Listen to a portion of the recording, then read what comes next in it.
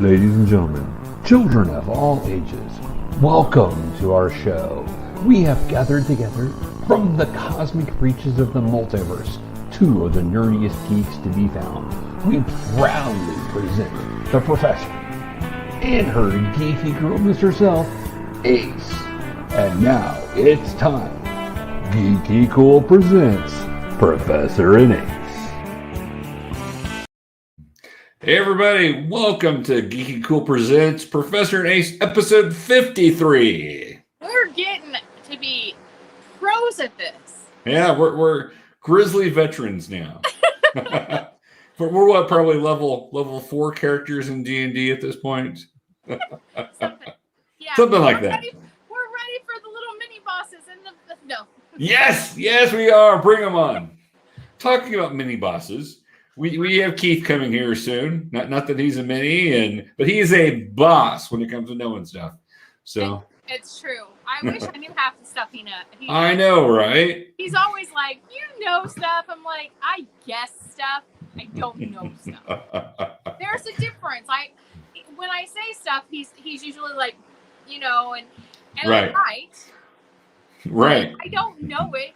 It's literally just educated guesses. You know what? There's nothing wrong with that, though. So there's knowing by intuition. I know a lot of things by intuition. I'm a witch. And I'm just really perceptive and have really good intuition. So, yeah, whatever. Before we came on, we were talking about your look with the ponytail being a very 80s look, which you know I love.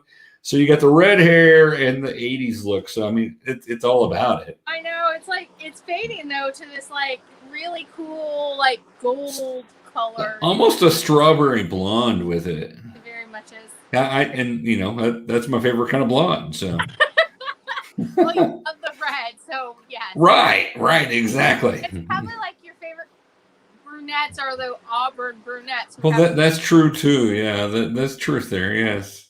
Even though I have to say, you know, oh gosh, now I've lost her name. Oh my gosh. Who played Peggy Carter? Played who? Peggy Carter. Oh yeah, I know. You're always telling me. Oh my gosh, yeah. Always talking about her. Yes, she's yeah. Anyway. Can't think of her name either. You know what? One of the first times we met, you said that I reminded you. It's true. Which I don't see at all. But thank you. Yeah, you're welcome. It was outfit. It was, you know, there's several other things and personality there. So, yeah, Peggy Carter's an awesome boy to go. So, I'm happy with that. Well, you're wearing the 80s hair. I'm wearing the 80s shirt. Got my Def Leppard, sporting it. I'm wearing my boyfriend's t-shirt. I was going to say, I saw that you were wearing a little Jason action there. So we were coming home and our air conditioner, it works, but not very well. And yeah, it's not going to be fun this summer. Yeah. Have to go try to get it fixed. These are the days to test your air conditioner. When it starts getting hot, you're like, oh, that's not working nearly as well. Yeah. That always means a trip to get it filled with the Freon. Yep. Well, that's my goal. There you go. So right. We wanted to talk a little bit about some of the things that we're really enjoying, that we're into right now with Geekdom. So, and I don't know what's on your list. I've got some things pulled up for my list, but this will be a lot of fun just because it's cool to hear what things you're into and things that I will want to check out. And hopefully some of the things I'm into, you'll want to check out. And some things I'm sure we're both into. So, yes. But, and I know. I don't have an actual list. I'm flying off the cuff there. Nothing wrong with that. I didn't have a list until just a little bit ago when I thought, you know what, maybe I don't want to forget something. So, I will forget something. So one of the things I'm into, and I know because of challenges that you had in your past, comic books are one of those things that you love, but you're not really into at the moment. I love comic books. I would love to collect comic books, but the idea of replacing the comic books I've had Because you've already done that once, and yeah. Yeah, it worries me. Basically, I don't want to put all that money and effort into something I love again. Something that has been destroyed a couple times. Yep. Yeah, it sounds bad. But. We're going to bring Keith in here with us. He's here with us. Hey, Keith, how's it going, buddy? Hey, everybody. We'll throw it like that. Hey. How you doing? Oh, wow. I am good. I am. You always good. are, my friend. Well, I mean, I'm really excited. I got one more day until I can leave to go meet my brand new grandson for the first time. Yay! Woo! By the way, And so adorable. Yes, he is. Oh my God. I wish I could take credit for that, but you know what? Wow. He just, yeah, nothing like it. I would recommend that to anybody. So right, I understand. I will never have biological grandchildren, but my niece, who I helped raise, gave me 3 who called me Doma, and the day they're born, it's just like, oh, okay, yeah, this is good. Well, all I can say was I looked at my wife before we had kids and said, can we skip straight to grandkids? It seems to be more fun. They're so much more fun. You don't have to worry about being strict. Exactly. I don't naturally do strict, even though I pulled it off with both of my kids. Don't think that's true. Both of them think that I'm just warmonger that is super strict, but little do they know that's just an act. So I am tilting. I'm like this, and I'm like, I'm straight. Why is this? It's my See, I need new equipment, Professor. Like, seriously. We need to get some equipment, so we're going to have to do some sort of Kickstarter or something for it. We can do that. Oh, that's how we did it. That's exactly. And I'm still surprised that we were able to do what we did, but very thankful every single day. I'm still here. I'm just like trying to adjust in my phone. You're just all in the darkness there.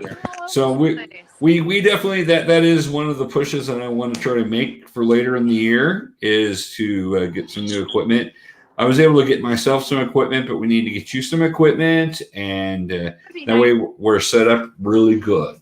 So, all right. I would like a good light so I don't look so yellow. We do need to get you a light. And, Keith suggested those ring lights. I bought one of those, and actually it's doing really well for me. So I'm glad I'm not as yellow as I used to be because of it. I'm just a poor girl. No, I understand. No, I'm not talking about you going out and paying for it. We'll work on it. So yeah. Well, anything I can do to help you guys, let me know. All right. Because I know exactly what you guys are going through. I had to go through the same thing myself in the early days of the show, and had to learn a very valuable lesson about why having good equipment is important. So right. Yeah. I see the difference when I'm on and I'm doing something with somebody who has good equipment versus just me in my living room. One, I can't be in the studio right now because somebody's doing a project. It's fine. All right. So, we're going to talk about some of the things we love. We are. You were getting ready to talk about a comic book. I know. I am. I'm still collecting comics, and actually, because I've got this nice new home that I'm in, instead of an apartment, I now have brought my comic book collection back from my friend's house where it's been stored for probably 10 years. Because before that, it was stuck in my daughter's closet because we didn't have any room in the old house. But now I've got some room for it. I'm going to be going through it, and I think I've got 12 or 13 long boxes, and then about 5 or 6 short boxes. So, yeah, Yeah, I've got to go through it because I've got a lot of stuff from the 70s and 80s in my collection, a lot of Spider-Man stuff. But what I've discovered lately is I really am into a lot of Kickstarters and other type of comics that are out there. So I wanted to give a few things mentioned out there that I've been reading and enjoying because Okay. I'm always reading Spider-Man and I'm always reading, all this other stuff. But here's some things that I don't always read, but I'm enjoying. Oh, Keith's gone. we lost Keith. Oh, he's back now. He's back. So the first one, and this one is a series that our good friend David Fout has done some cover arts for, and it is called The Legend of Oz: Wicked West. And I will pull up a picture of this. Here's a picture from the inside. Really good art. This is the story. This is a comic that actually got me into this group called BDI. They used to have it where it would go, they would do it to where it would come to your comic store and you could order it. Then some things happened with his business. So now he's doing it by Kickstarter, and that's actually working super well for him.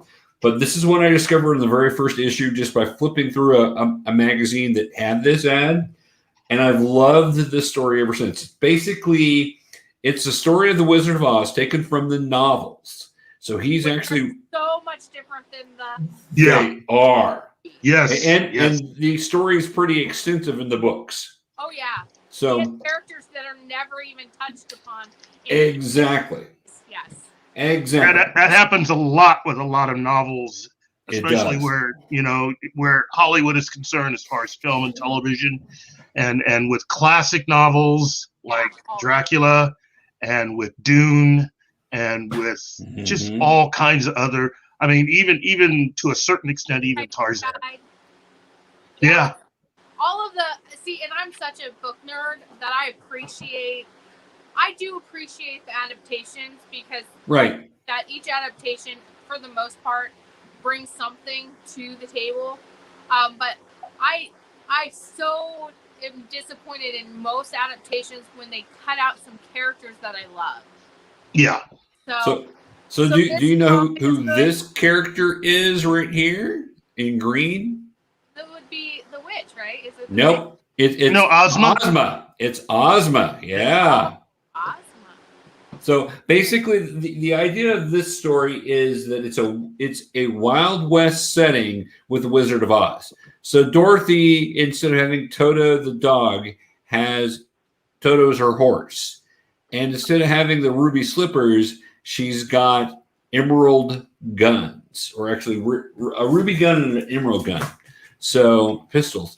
So it's an interesting, there's a little steampunk to it. There's very much a Wild West feel to it, but it's an adaptation of the original books, but put in a different setting. It's a cool story. And I've been reading that for probably 10 years, on and off as they put them out.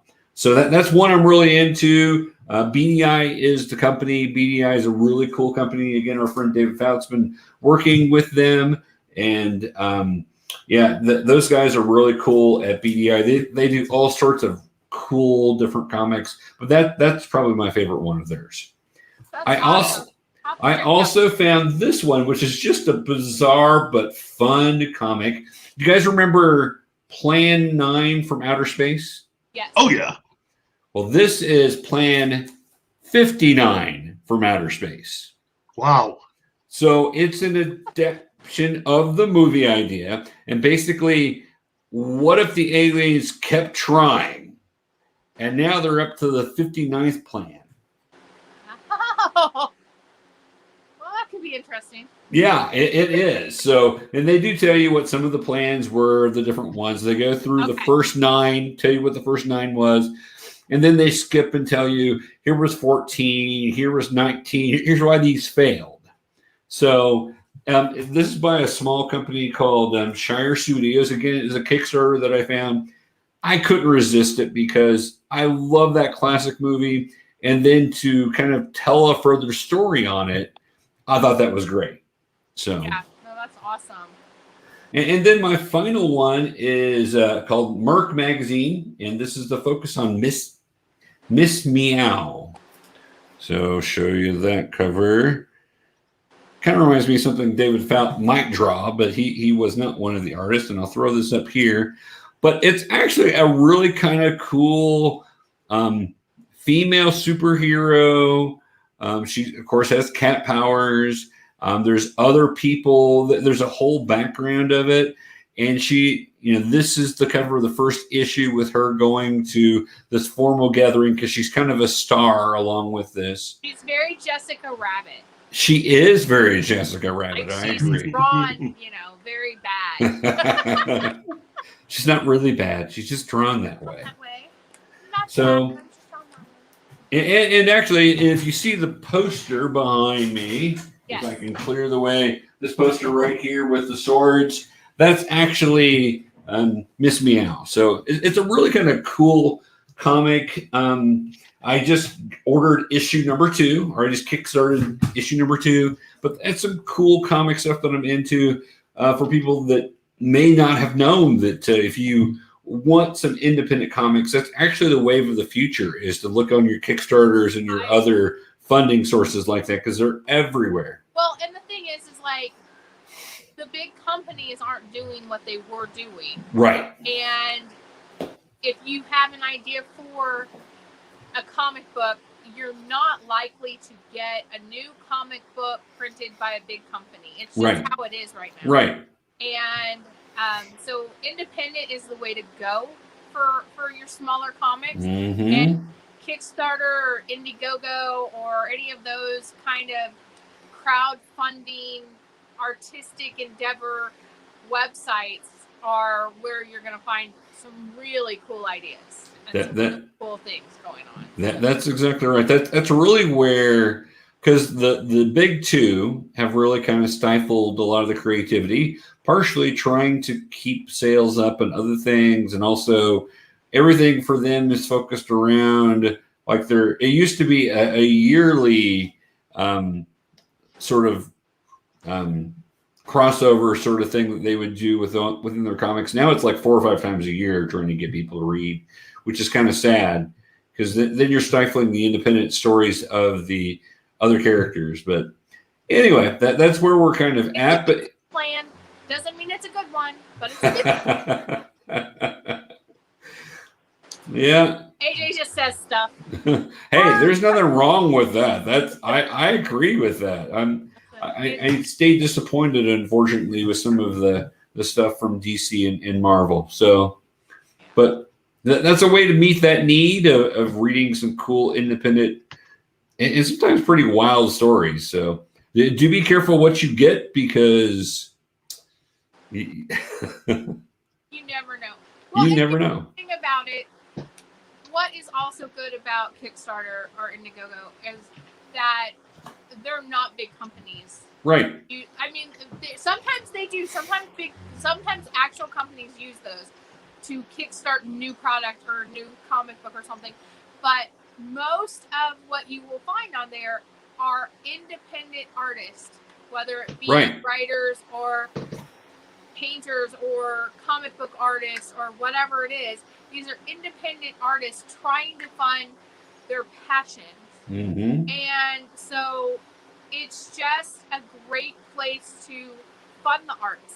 We have Patreon now. You can also go to Patreon. A lot of independent comic book artists, a lot of artists in general have Patreon, and you can log into their Patreon and pay like a monthly fee to get exclusive content and all of that stuff, which is great. But back in the day, when the arts were really important to people, they had patrons. Which for rich people who just paid artists money to live so that they could do art. And we don't have that in our society at all. Some societies in the world still do, but our society does not. And that means if you're an artist, you most likely have a day job. Right. I hardly know any artist at all who can do it full time without the support of either a spouse or a family member or a full-time day job. Right. That's how it is. So Well, yeah, you go on there and you can support them, and you get some really cool things. I did a Kickstarter. I almost made my goal. Didn't quite make my goal when I did the Starlet yes, calendar. that was disappointing that you didn't, by the way. I know I was like $150 away from my goal. Oh. That's the thing. And if I would have had it, I would have thrown it to you to get it going. I still have the photos and everything, and someday maybe I'll do it again, but I don't know. It's time. Right. Time is a thing. But it's just a great way. And the thing about it is, if the Kickstarters don't get funded fully, the person doing the Kickstarter doesn't get any of the money until it gets funded fully. Right. So your money will come back to you if no one else puts in for it. Your money comes back to you. So you don't lose anything by helping somebody out. It doesn't even come out of your account until after the Kickstarter is over, even if it's fully funded. So yeah, I think that's true of Indiegogo and some of the other ones also. So I think there's one, and I can't remember what it is, but it's an obscure one that the money you get the money before it's fully funded, but then if it doesn't get fully funded, then you have to give the money back, which I think is just kind of crazy. Yeah, just hold the money. Right. So, since I talked about some comics, what are you guys into? What can we share with people that is kind of meeting that geeky need for you guys? Lately I'm just all about TV shows. Yeah. Yep. When I get home, that's like sometimes the only thing I completely understand. So, oh my gosh, Invincible was really good. You know, right? It's crazy. I watched it with Spoo, which is always a danger because that man will tell me, even if he doesn't know what's happening or he's never seen it, he guesses what happens. This one kept him on his toes a lot more. Good. It's bloody, it's gory, it's seriously like Brightburn meets The Boys meets Justice League. Right. You can't go wrong with those combinations. Well, and I know Invincible from the comics, so I had some assumptions on where things would go with it. I just haven't watched it. Part of the challenge is I just don't think about Amazon Prime as much. So I usually flip either to Disney, HBO, or Netflix just right away if I'm looking for just something to watch. So I wish we could share things. We can't share subscriptions anymore on half the sites. Did you know that? Like Netflix, you can't share a subscription. Oh no, I didn't know that. So sad. Because I have a kid in Florida who wants my subscription. Yeah, no, I really enjoyed Invincible. I thought it's a unique take on superheroes, and yet it's familiar enough that people who like superheroes will enjoy it. It is not as kid friendly. No. Story. It's not like explicit in sexuality as much yet. I don't know if it will be, but the gore factor is very much there. Right. So that's an iffy depending on your child. Like Lex watched some of it with us, and she was just like, "Oh my god!" A little much for her. Yeah. No, she thought it was funny. Oh, okay. Well, there you go. Well, all right. You know, and each kid's going to be different there and what they can handle. So. I mean, she was raised around the Hotel of Terror, so she right. scared that much about right, it. Yeah, blood, gore, whatever. That's just that's like a Tuesday. That's a Tuesday, whatever. Right, it's nothing. But no, I really enjoyed it, and I've suggested it to other people a lot because of how much I enjoyed it. I like The Boys though. Yeah. So, The Boys, I really liked that series, and so wanting more of that. Well, and season 3's coming, so I know, but it's a wait. with what's his name from Supernatural? Jensen Ackles. There you go. That's what I Yep. was looking for. It's Soldier Boy, the first superhero. Yep. I am optimistic about that one. Like I think that could be a really good fit for that show. Right. I think so too. I enjoyed the first 2 seasons. It is one of those that you have to take a back seat and realize what they're doing and that they're doing this intentionally. And I knew the comics also. I had a friend that read The Boys and told me all about them. But yeah, that's it's kind of an intense way to take it. Yeah, but the thing about The Boys and both seasons, it's more set in what our reality would be if we had superheroes. It really is. Because we're such a capitalism. Oh, wait. Shmoo bought a toy today. Is he urinating off the tower? Not right now. That's Starlight. Too. Or is he, whatever else off the tower? He literally bought that today. That's awesome. Starlight. Of course he bought Starlight. Of course he did. Starlight. She's cute. Maeve's cuter. But she's a lesbian.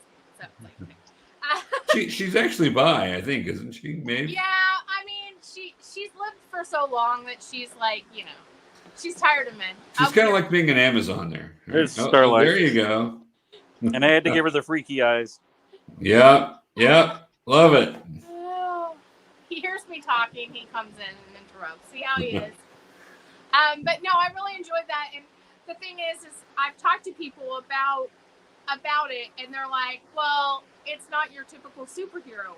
And I'm like, it's not. But that's a good thing. It's a good thing to be a little different.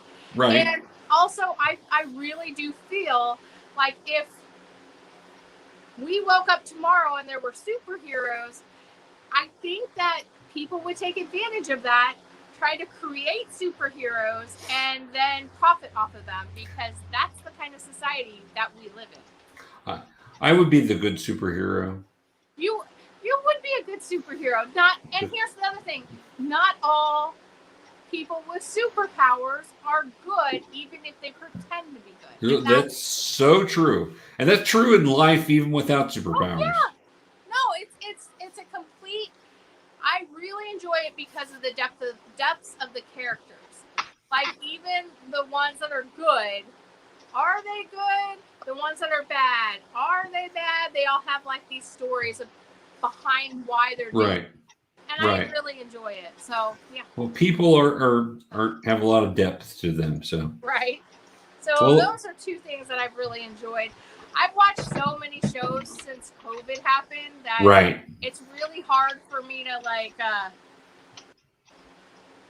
remember things.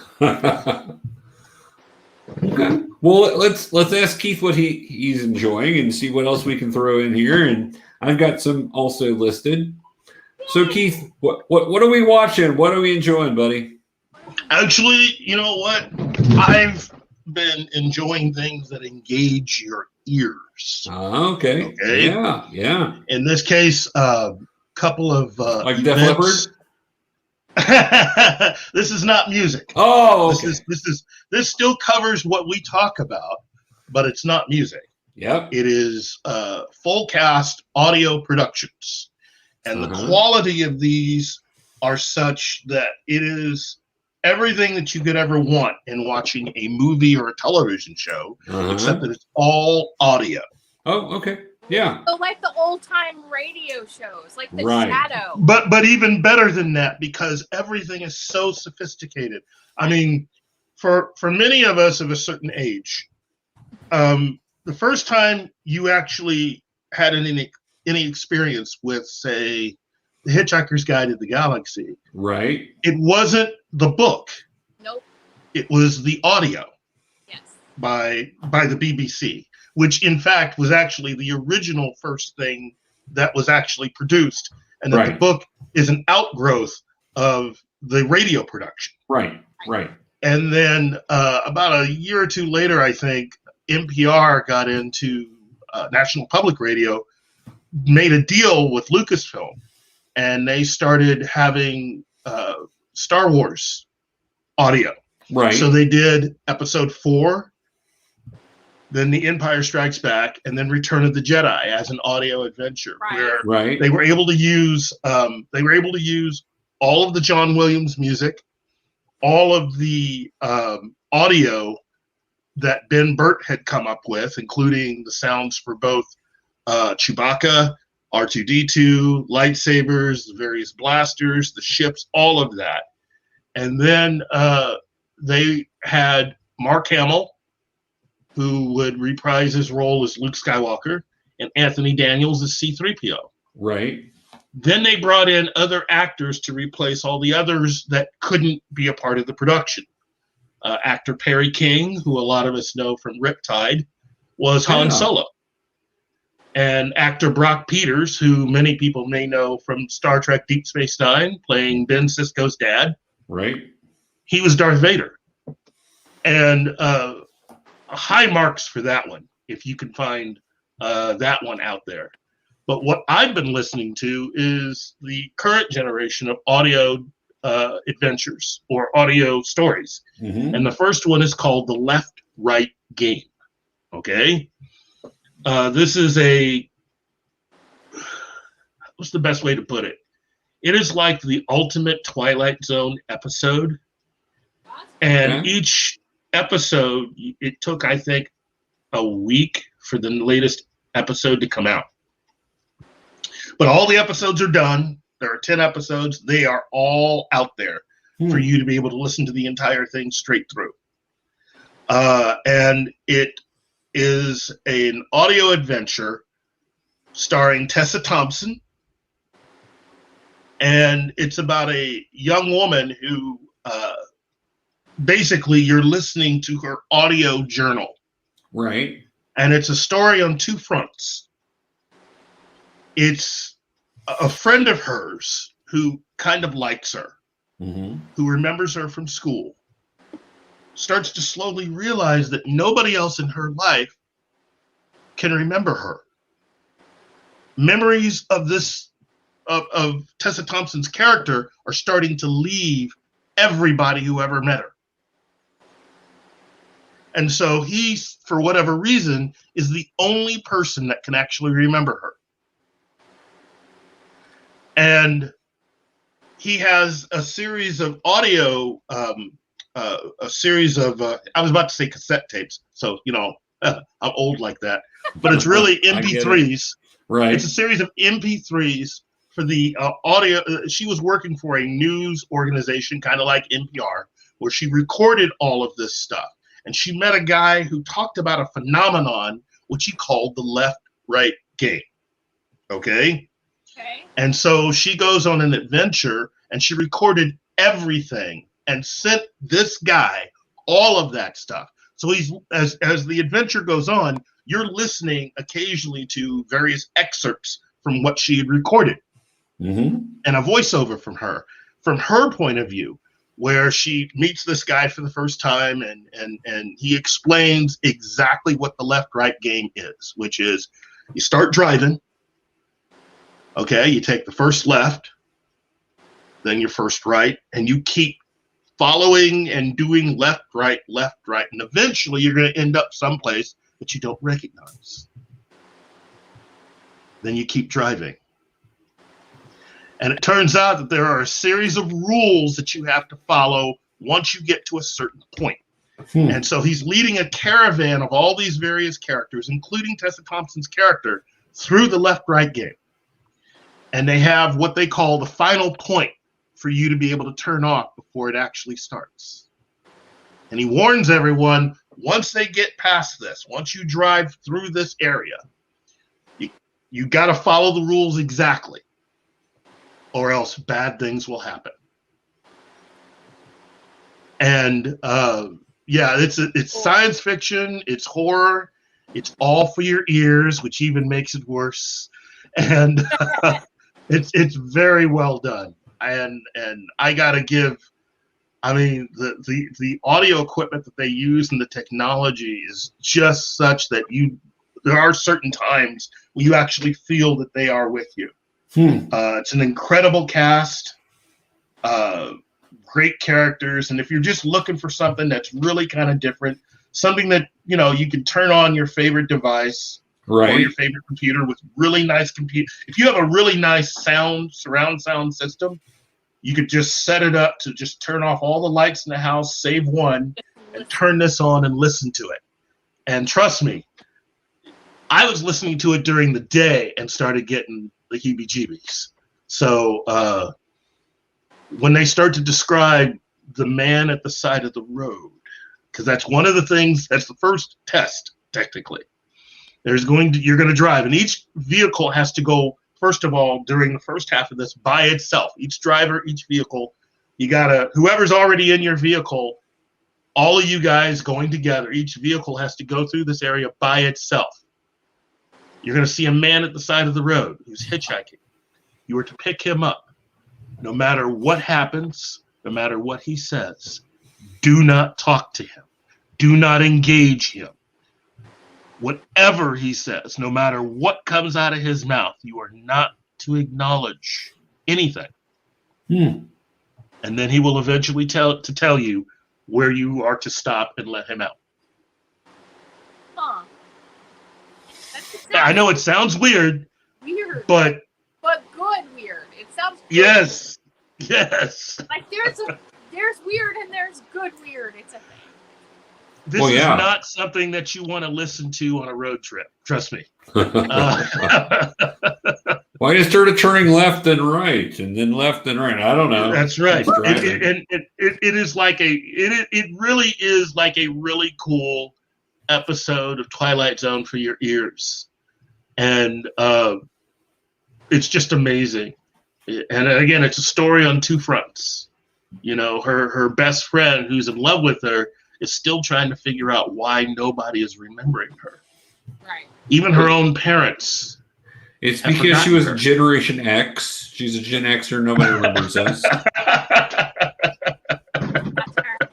It's true. It's Gen Xers. We're the forgotten generation. Tessa Thompson's not as old as we are, though. Anyway, but maybe she's playing a character that is. I don't know. He's on my Okay, and then the next one, I have to just say that when they had announced that Neil Gaiman, who had already has several things as an audio adventure, that they were going to be able to do the Sandman as an audio production. Oh my God. I highly recommend the Sandman audio production. I can't recommend it highly enough to anyone that is, Are they adapting all of his comics? Yes, it's the entire thing, the entire adventure, and an incredible cast that still, even though they are doing a Netflix version, right? The audio cast, it's to the point where, why didn't they just use the audio cast? Right? Do you ever see that? It's like stage productions, and then they do a movie about it. You're like, why didn't you use the people on the stage? They already do such a great job with the characters. So I'll look up that. I haven't done, although I can. I'm still getting the swing of my job, but everyone else who works there listens to stuff while they're typing and doing stories and stuff, and I don't. I sit there in silence. Wow. I should listen to stuff. Like, I don't know why I don't do this. I need to. Well, and I gotta say, I'm kind of the same way. I like to listen to all sorts of things. Right. The CBS Mystery Theater with E.G. Marshall. I'll listen to that. I'll listen to Hitchhiker's Guide to the Galaxy and all the different ones that they've had, because they adapted all of the books. They are all now audio adventures. So it isn't just the Hitchhiker's Guide to the Galaxy. It's also the Restaurant at the End of the Universe. It's Mostly Harmless, all of that stuff. And it's just nothing like it, Well, I fan of the 20s and 30s radio serials. Yeah. Mhm. I used to, when we would go on like road trips to St. Louis to visit my aunt and stuff like that when I was younger, I would have tapes of like The Shadow, and The Shadow was my favorite one. Let's just admit it. And so I would listen to these radio serials, which they're, because I like that I can visually then make everyone how I want them to be. Right. Reading a book, but having somebody read it to you, but with different voices and different inflections, and you know, it's a beautiful thing. So I am definitely going to check those out, Keith.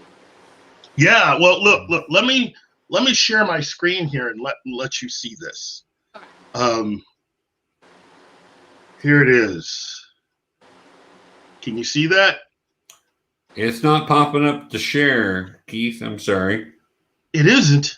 Nope. Okay. Hold on. Then I have this. What you have is Riz Ahmed, Kat Dennings, Taron Egerton, James McAvoy, Samantha Morton, Bebe Neuwirth, Andy Serkis, Michael Sheen. That's just some of your cast for the Sandman audio production. That's an amazing cast. Anytime you can get those people together. So yeah, James McAvoy is Morpheus. Right. Taron Egerton as John Constantine. Michael Sheen as Lucifer. Andy Serkis as Matthew the Raven. Bebe Neuwirth, known mainly as a great stage actress, but also to fans of Cheers. Yes, she's the Siamese cat. Neil Gaiman himself as the narrator. Kat Dennings. Kat Dennings she's Death. Arthur Duvall, who you may remember from Doctor Who, is William Shakespeare. Oh, that's beautiful. And it is just wow. And there are so many people that are a part of this. I mean, the cast is huge. Yeah, I heard about this, and I thought that was a really fascinating idea. I know Doctor Who has been doing audio stuff for quite a while, telling some of the stories, bringing in some of the older doctors to be able to go and further the stories that maybe we didn't see. So yeah, I love that too, because you know, because the Doctor changes, right, and regenerates, you always feel like you missed out on so many adventures. And I love that they do that. They've written books, and they've done audio, and they've done all kinds of things to extend each Doctor's longevity in life, basically, so they can still be a part of the Doctor, which is great. But no, that's a great cast. I love Michael Sheen, by the way. One of the things, I don't know if you guys watched on Hulu, was during the pandemic, and then they did a season 2. It's called Staged. Not seen it. David Tennant and Michael Sheen. Oh, nice. So basically, Good Omens. They talk about Good Omens, and they are filming in their house in quarantine, and it's like they're supposed to do a play together, but the play's been canceled because of the pandemic, and their wives, Georgia, David Tennant's wife Georgia, who played the Doctor's daughter on an episode of Doctor Who with David Tennant, and then Michael Sheen's wife are in it. Their children sometimes pop in it, but it is a scripted show about their friendship in their life and how each of them deal with the pandemic and stuff. It's beautiful. There's 2 seasons. That's amazing. I binge watched so much of that. The first time I saw it, I didn't know it was coming out. It was one of those ones that just popped up on Hulu. You may like this, and I watched it, and I watched the whole thing, and then the next day I was like, you gotta watch this with me. I watched it again, and season 2 came out not long ago, because it's talking about they're now, you know, going back to work and Right. and so it was really good. I really enjoyed it. They had amazing special guests that would come on, and from Whoopi Goldberg to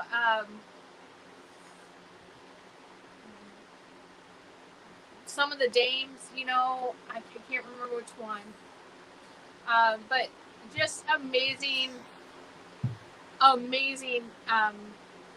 guest stars that would come on as part of like their life, and they would be playing themselves.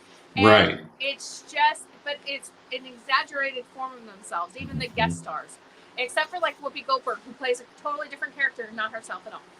That's interesting. Yeah, you guys should watch it. There's not a lot of episodes on each of them, but there is 2 seasons now, and it's a lot of fun because we were in that position. Right. When we found it, we were in the middle of shutdown. Like Right. I was still unemployed. He was unemployed. We were stuck at home all the time.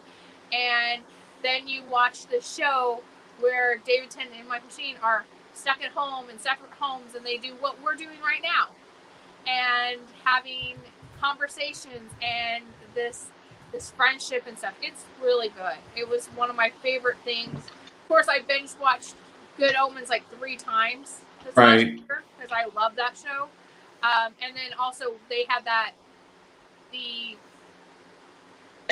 little audio show, the little audio thing come out during quarantine with David and Michael as their characters from Good Omens. They did a little back and forth, and that was fun too. I don't know if you guys have seen that one or heard that. I haven't. Yeah, no, it's fun. See, I remember things. See, that's good. That's what we're talking about. What do you get into? That's a great thing.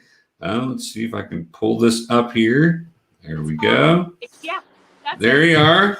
David Tennant wears that gray hoodie like all the time, and he gets depressed, and Michael gets mad, and then Michael gets depressed, and David gets mad, and it's yes, it is scripted, but at the same point, it's scripted to the point that you think this could possibly be their real life. Right. It's just an exaggerated version. Yeah. Of it. Yeah. Well, and David Tennant's my favorite Doctor, but I think that David Tennant plays an even better bad guy than he does the Doctor. I mean, he's an amazing actor, especially with villains. David Tennant is one of those actors that I told Shmoo that he's one of my picks to play the Riddler. Oh yeah. We played that game. We're watching stuff and when we're watching shows and we're like, who would they be good in comic book world? Right. And so we pause the movie and we think about it. David Tennant is, because he's evil enough, but he's witty enough, and he's charming enough that he can get that guy really well, and people would still like him. So well, all I can say is Jessica, freak me out. Such a good job. Oh my God. And then he's played vampires. He's played all sorts of villains that have been amazing, including just anyway. So I love him. I love him to death as an actor, but as Good Omens, I mean, he's playing a demon, but Good Omens is literally one of my favorite things that has come out in the last few years. Good. It was, first of all, the book is amazing. And second, the casting for it was perfect. Yeah, I agree. And you end up loving the demon, and you get annoyed by the angel, and it's just, it's a perfect blend. And no, I will watch that. Like, I wish they would do a season 2. Both Michael and David have said that if they ever did, if they ever extended the story, because they told the story. Right. But if they ever extended the story, that they both have said in interviews that they would be down to continue. Sure. Most definitely. Well, and I know that it was limited by the contract, because the contract said it could only cover what was in the book and nothing more. You couldn't go beyond that. Yeah. And that was done on purpose. Now you could write some more to that story. You know, that could happen, and then you could go back and do that. But yeah, which actually I was cracked up with the people that were trying to protest to get the show taken off the air. And I'm like, all the episodes are there, and there's not going to be a second season because of the contract. So I'm kind of like, that's the stupidest thing I ever heard, because you don't know what you're even talking about. And then if you watch it, it's actually pretty good. Even I understand, coming from a Christian background, there's certain things you're going to find offensive with it, but you have to take the humor in it and look over it. And honestly, it didn't do a bad job. I mean, so I do love the whole Adam and Eve thing. I thought that was hysterical. Giving the sword cracked me up, all of that. So, yeah. So one of the things I'm into, actually, I'm watching reruns of a YouTube show. Something I've recently discovered, and it's scratching a need for D&D in my life. Okay. I'm watching Critical Role. I don't know if you guys have seen Critical Role. Yeah. Seen it, read the book. I've heard of it. These guys are great. Basically, a group of voice actors who were already playing D&D, that they were getting together every week playing D&D. They had this whole thing going. And then when Geek and Sundry popped up on YouTube and kind of took that whole geekdom to a new level on YouTube, they asked them to join and do a show based on their game. And the show is great. I just enjoy the snot out of it, because they're just playing, and they're playing in character, and they're voice actors. So they're lending their voices. They're doing all of that, but it's a ton of fun. And so I've just been watching a lot of that, because I just find it to be a fun thing. And I watch from episode to episode, because I want to see where the story's going. Where's the story going? And then you look at it, and it's like I think there's like 130 some odd episodes in the first run. Yeah. And then there's another run, and then. Yeah. I was going to say, I thought it was like 136. It's something like that. It's like 130 something, but I just discovered it recently, but I've been really digging it. So it's definitely scratching that geeky thing in me there. I love Critical Role. I think that they're awesome, and so when I worked at Ride Makers at the toy shop down in Branson, one of my other managers is a huge. Well, all of us were nerds. All of us were gamers. Right. But he was totally into Critical Role. So when we had winter days where no one came into the shop, and you had to have 2 people at the shop at all times. Right. So we would work open to close, and if I was working with him, we would sit and watch Critical Role. There you go. So you became a critter. Yep. That sounds terrible. It's like... But no, it's what we did. So no, that's awesome. Anyway, so I was very pleased to find something that grabbed my attention. I'd watched some other D&D shows, and they've all been fun, but this one just has really kind of grabbed me and sucked me in. So I'm like, boy, I'm a little late to the party. They're talking about stuff happening in 2015, right? And I'm like, a little late to the party on this one. All right. That's okay. I found that last year I found a lot of things that I was late to the party for. Yeah. You know what? There's nothing wrong with that. Go back and enjoy it. Have you guys watched What We Do in the Shadows? You know, I've heard great things about it, but I've not seen it. So, the American version is so funny. Matt Berry, who I think is hilarious. He also did a single show. I can't remember the name of it. It's one word name, but he's hilarious in it. But it's about vampires in right. the city who have lived there for hundreds of years. They've lived together for hundreds of years, and they were sent over to America to take over America. They're bad at it. They're so bad at it. But no, it's got 2 seasons. It started in 2019, and then 2020 they released season 2, and it's on. Hold on, I am in the living room, so it's on Hulu.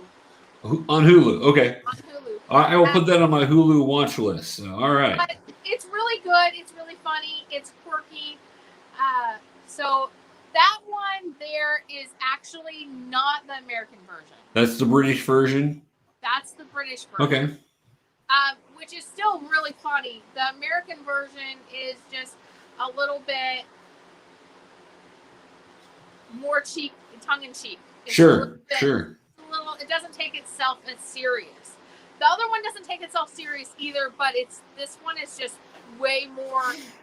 It reminds me of the Monster Squad. Right. Monster Squad is awesome. Yeah. Right. So it's very much like that make fun of itself. Monster Squad.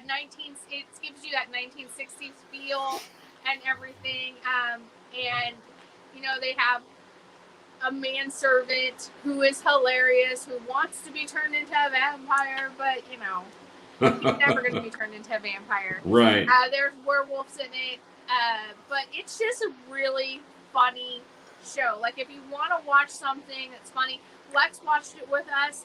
There's not a lot of parts. I don't remember any part where we had to have her leave the room, but there might be a couple. But it's just really good, and yeah, you should put it on your list. It's going right on my list because I've actually heard other people recommend that one, and I didn't know where to watch it, so that's going to go on my list. Is he still with us? Keith, are you still with us? Yeah. No, I'm still with you. I'm listening. All right. Have you seen What We Do in the Shadows? No. I mean, I've heard about it, and I didn't know there were multiple versions. But that seems about right. I mean, a lot of classic comedies, as I've said on our show many times, are actually remakes or adaptations of other comedy shows from other places, like Sanford and Son, and All in the Family. America and Britain. Great Britain. Yeah. In Australia, even we tend to get ideas from each other. The Office started in Britain, and then America did it. And, people who are fans of the American version are not fans of the British version, and vice versa. Do you guys remember the show Being Human, which had the same sort of thing? Yeah. Being Human with the werewolf, the ghost, and the vampire. And they had because the American version had little nods to the original series, including the name of the lead vampire was actually the name of the actor that played the vampire in the original version. Oh, I did not know that. Okay. Yeah. So, and I've watched both What We Do in the Shadows. I've watched the English version and our version, the American version. What's great about it is there's actually a couple scenes, a couple storylines that involve the guys from the other version, and they come to America. There you go. Yeah. So they cross over, and it's like a nod to this isn't the same universe. It's just in a different country, and it's beautiful. But it's so funny. It reminds me of the 1960s, the Munsters and the Addams Family, but in a vampire-driven Monster Squad way. It's really fun. Wow. So, yeah, and I liked both versions, but I feel like the American version is just a little bit more tongue-in-cheek and just a little bit funnier. Just a little. Yeah. I don't always think that. I love British television. There's a show on, I want to say it's on Amazon Prime. It's called Ghosts. Okay. It's British television. It's about a woman who inherits a castle or a big house in Britain. And her and her husband go, and they're going to turn it into a bed and breakfast. But what they don't know is it's an old house in Britain, so it's got ghosts. And so I think she gets hit in the head or something like that when it first starts, and she now sees and hears the ghost, but nobody else can. Wow. And they are hilarious. These ghosts. There's the prim and proper ghost. There's a kitchen maid who was burned to death for being a witch. So every time you walk by, like a regular person walk through her, they smell burnt toast or burnt. There's a little girl ghost who literally can like scream and make people like do this even though there's nothing there. And so it's really funny. They have 2 seasons as well. They just did a Christmas episode for it that aired back in January on it, or in Europe, and then it just now came on to Amazon Prime. I haven't watched the Christmas episode, but I've watched both seasons, and it's really fun. Wow.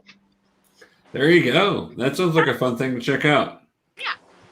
So what else you guys got that you guys liking? You know what? Today, I don't know if you both know this, today is actually the birthday of the legendary Neil Adams. I did know that. He's 80 years old, and he has done a lot in his life. Right. And I shared with you guys the link to his official website. But Neil Adams as a person and a personality has done a lot. And he's someone who, if you don't know who he is, you should know who he is. Right. Because he was a part of the team that helped to bring Batman back. Right. Because had it not been for him and Denny O'Neil, right, Missouri, yeah. Batman would not exist at all. They were the team that took what was left of the character post the 60s series, which again, this is no slight on the 60s series, but that show was actually a detriment to the comic book. Right. In a big way. And almost got it completely and utterly canceled.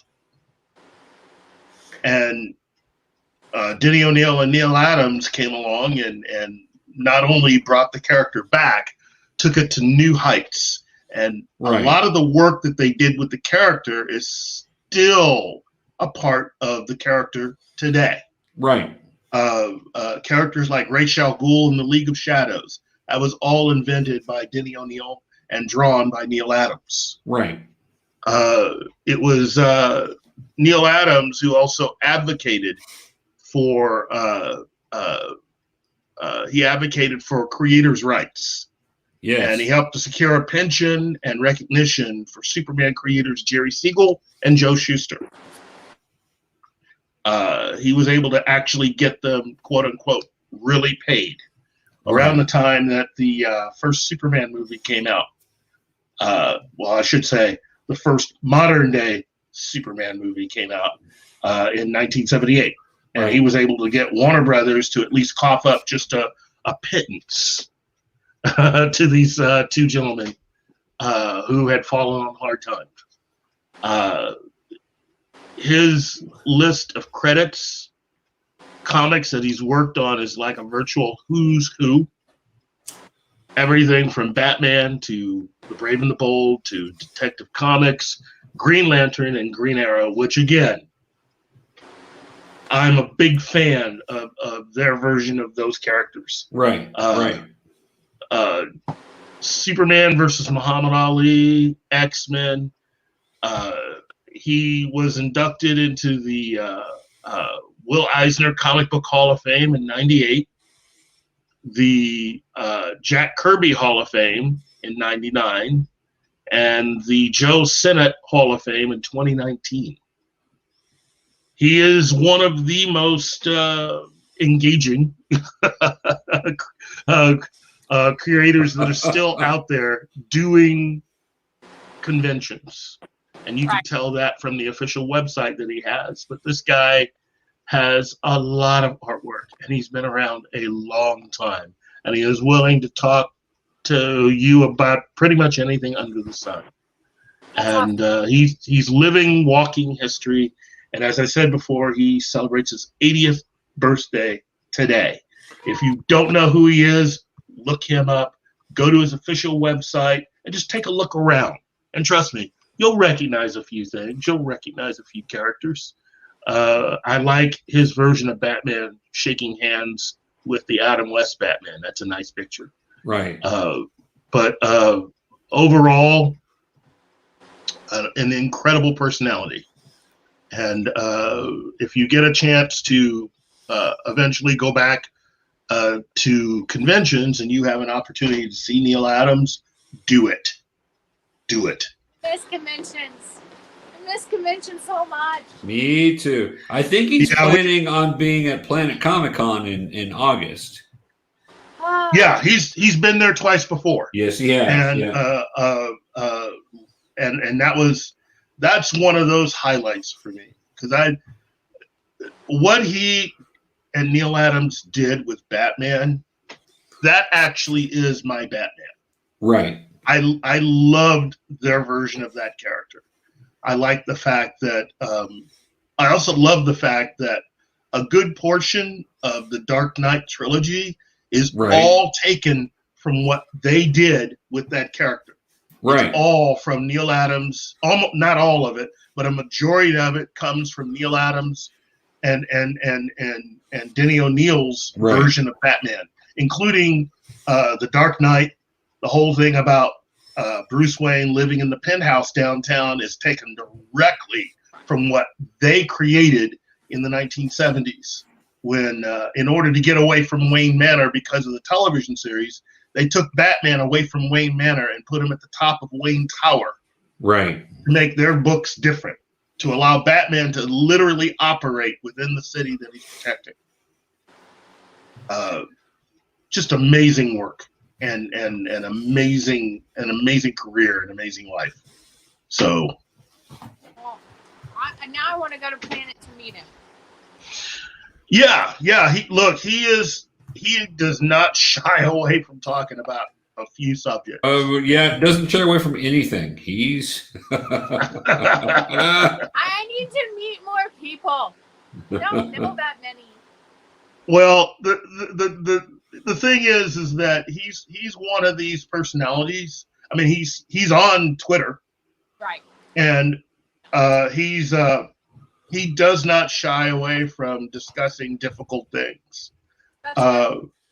He's one of, I'd say he's one of two people that I have met who, he just, wow, the dude can talk about anything. Right. And his interview with Kevin Smith during the first year that he had Fat Man on Batman.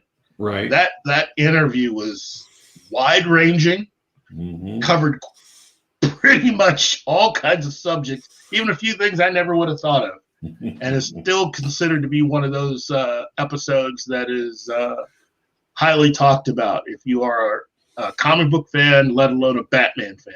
Right. And I think the only episode that even slightly outdoes it is the two-part interview with Denny O'Neil, talking about his career and also covering his collaborations with Neal Adams, as well as having started in the business not for DC Comics but for Marvel Comics, right, and working as Stan Lee's assistant. Right. It was Denny O'Neil who revealed that Stan Lee had told him in confidence, well, in private, that he had always wanted to be an actor, which explains a lot. Oh yeah, it does. Well, this is one of the classic covers right here of that Ra's al Ghul. My goodness, I couldn't say it too. So right there, one of the ones from those two that really When you think of that character, this is what it's about right there.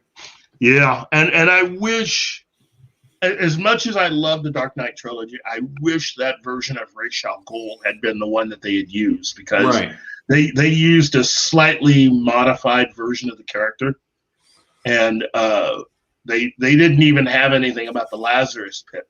Right. And it's one of the things that I came to resent about what they ended up doing with Arrow, which is kind of taking all of that Batman goodness and using it on Arrow. Right. It didn't belong, because Ollie has his own rogues gallery. Right. And his own way of doing things. But we only see Batman villains on there. Well, that's because they wanted a Batman show. I mean, Arrow is not the story of Oliver Queen. Not at all. If you want Oliver Queen in all his glory and goodness, the way he actually is in comics, the television series Arrow is the exact opposite. Right. Yeah. And even the lead actor had remarked about that. That was one of the things that I think he's kind of disappointed that they never got a chance to do, which is to bring that version of the character to life. Right. I wish they had. I wish they had teamed him up with Hal, and that the two of them would have been able to bring all those incredible stories that Denny O'Neil and Neil Adams had for both those characters. Right. And even tackled some of the tough questions about, how you can work with someone who believes in different things than you do, whether it's by way of religion or, in this particular case with the two of them, politics. Right. Because Hal Jordan was the first open conservative Republican character in comics. And Ollie was a dedicated lefty. Right. He was a lefty through and through. And the two of these guys, wow, they had some knockdown, drag out arguments in the comics. But that's what we needed to see. Right. But for, multitudes of reasons. But again, they worked it out. They found ways to come together and be friends. Don't you think we need that lesson still today? Oh, God, yes. Because, if somebody disagrees with you on a minute point of politics, you can't be their friend anymore. Yeah. And they may be ultra close to where you are politically on whatever side, but if they disagree on this, and then we're going to shame you for disagreeing. They don't even just shame you. They don't even just unfriend you. They try to cancel you. No, they do. Yeah. No, I agree. Which is sad. Well, my job now says I cannot talk about politics. Okay. Well, the thing that you've probably recognized about, the show that I do with Gary is that Gary will bring that up, how politically different we are. And yet God, I love that guy. I mean, yeah. I mean, don't tell him I told you this, but he is amazing to work with. And yes, I will say to everyone here, our show is definitely not for kids. But if you can watch our show, you'll see what I mean. I mean, he's magic. Gary is magic. I think the show is PG-13. Like, I really do. It's not, when we say it's not for kids, it's just some parents would not want their kids exposed to the language that is on your show. But other than that, it's 1980s PG-13. It's not today PG-13. Today's PG-13 is, there's things that happened in PG movies in the 80s that wouldn't make PG-13 in today's day, which is strange because now we have the opposite happening on TV than we do in movies, because it's the things they show at 7 o'clock at night, and like, you couldn't even put that in a movie and make it PG-13. What are you doing? Yeah. So, no, I get that. Yeah.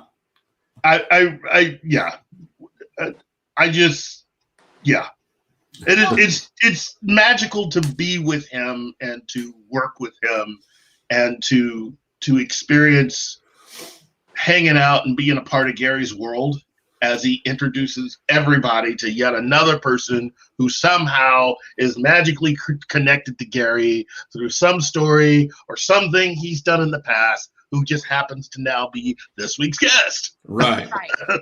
You know, It's Gary's world. Gary's world. Yeah. yeah. Gary's world, we're just living in it. Yeah, he is connected. I had to tell somebody that last night who asked me what it was like, and I said it really is. And as somebody that's known me probably a little longer than Gary, who was very surprised. And I said, you shouldn't be surprised. I keep telling people, it may seem like I know a lot of people, but I'm like the guy who thinks that everybody that lives on my block, if you think that that's the entire world, then yes, that's me, and I know a lot of people. But Gary literally knows people around the world. You know, since being with Gary, I have wound up being quoted in newspapers overseas, in London and other places. So again, it's Gary is magic, you know. I mean, just that's the best way that I can put that. Gary is magic. We do love Gary. So We do. Oh, I could not have done any of this stuff without him. I'd like to say that I could, but I can't. The truth of the matter is, he's the man. So. But what's good about you guys, and like what you were saying, is that politically you don't have to agree on everything. right. Yeah. To be able to work together and stuff like that. Like, it's true. Professor and I don't agree on everything politically either. Mm-hmm. I am way more liberal than he is. But you know, he's the professor. I'm Mace. It's good. Yeah. Well, that's Exactly. you guys just fit together. You guys are like, you know, you guys are really like chocolate and peanut butter in the best possible sense. Peanut butter cup. You guys are like, You got your You know. peanut butter on my chocolate. you guys are like the best combination of chocolate chips and ice cream, or like, just, you know, you guys are the fun crew, and it's always a pleasure to be on with you guys, and the positivity that you have on your show, and the care that you take with the audience and your guests. You guys are definitely doing it right, and you deserve way more than what you've received up to this point as far as recognition and followers. So Right. anything that I can do to help you guys get better with that, I'm willing to do it. I've invited everyone I know to like the pages. You know what? That's exactly the way I was when we started. You know, I was inviting everyone I knew, and then one day Gary goes, "Hey, I happen to know somebody that knows Bruce Campbell and Sam Raimi. You mind if I invite him on the show?" Yes. Yeah, go ahead. Let's see, huh? Do I want them on the show? I mean, if I must. With Twist my arm, Gary. with that chin that can kill, I don't know. Well, we are trying to get back to certain things. We have one guest that we've had in the past, and it was a popular guest that we had, and a popular Hollywood guest that we had, and we are looking at bringing them back. All right. So I can't say too much more other than if you watched our show and you've seen some of the guests that we've had, Mhm. and you've pretty much been following along, you could probably reasonably guess who we're looking at bringing back, because they seem to be interested to want to come back and talk more to us for whatever reason. Because you guys are awesome. That's why. Well, you know, look, our most recent episode, the one that we did last week with Tom Cook, Yeah. probably one of my favorite all-time interviews, because Tom Cook, and I told him that, I said, Tom, you do realize you pretty much animated our childhoods. Right. Right. Right. You worked on all these cartoons, and you're a guy who never even thought about a career in anything having to do with art, and you discovered later in your life that you could do this, right? And the first thing you work on is Oh super. my gosh. Right. It's just, dude. You know, Sorry for this, you guys. don't apologize. See, even my. All right. You know what? What you need is a camera stand, or at least something that can hold your phone. So I have this tripod that has the little thing on it to hold my phone, but it's really, really old. The tripod is, and the springs on the thing that holds the phone do not want to like clamp down, and so anytime there's a movement in the house, it does this, and then my phone falls. I just need new equipment. I really do, and I just need to invest. We're going to get you some. Wow. You work with what you got. We do. I know. Hey, I'm lucky. And so. that raises the entire thing about your show. You two are so cool. You got to realize that, right? I mean, I really do kind of look up to you guys because you set a bar for how to have your show. And that says a lot, given a lot of the shows that I've been on and the people that I've worked with or have been guests on shows. You guys are absolutely just getting it done. Aww. You guys are getting it done. You make my heart swell up so much when you say that. Well, that's because, look, you got to understand, I mean, as I've said before, working with Gary and him realizing that he might know a few people that can come on the show, that has helped. Right. Gary's very professional. He's a very hardworking guy. Yes, he is. And that also is how you two are. You guys work your butts off to get this right. You're not about trying to fly by the seat of your pants like a person that I'm thinking of right now, who I shall not name, but whose underwear I'm currently wearing. But it is just it's just, you guys are entertaining, informative, friendly, and fun. And it is just it is an honor to be on with you guys. Oh. It really is. Well, and you forgot about how cute Ace is. So I mean, that's what makes the show. You guys are both cute. I mean, you guys are both cute. And in a fat old man way, sure. I got you beat on that one. But no, it's why do people do the toddler and tiara thing?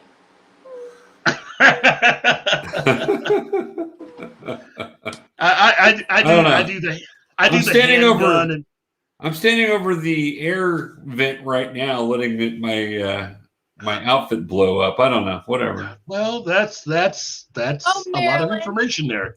That's a lot of information there. It would feel really good on my underwear if I was wearing any. Oh, thank you. Thank you very much. No. Peak TMI. Peak TMI. But you know what? No. You know what? That's about as blue as you guys go. And like you said, if you've seen our show, the color blue just called up and said, "Hey, what are you guys doing?" So, thank you so much for saying all those wonderful things about us. Yes, it's true. I'm going to be completely honest with you. Most of the time, I feel mediocre. Just how it is. Yeah. And I appreciate somebody that I respect and look up to as much as I respect and look up to you, and for you to say those things means beyond words. How I can't express how much it means to me, because it makes me feel like, even though I feel like I'm doing a mediocre job, or some days I feel like I'm failing completely at this, that apparently I'm not as bad as I think I am. Well, look, everybody in some way suffers from a little bit of imposter syndrome. That's something that I've really started to learn in interacting with a lot of people who have shows that have a lot more viewers than even we do. So it happens. I suffer from that a lot. You know, I sometimes will find myself on our show, and Gary's joked about it, how sometimes I end up becoming, I fan too much. Sometimes I'll just sit there and we'll be interviewing someone and I can't get any words out because my mind is sort of like, can you believe who we're talking to right now?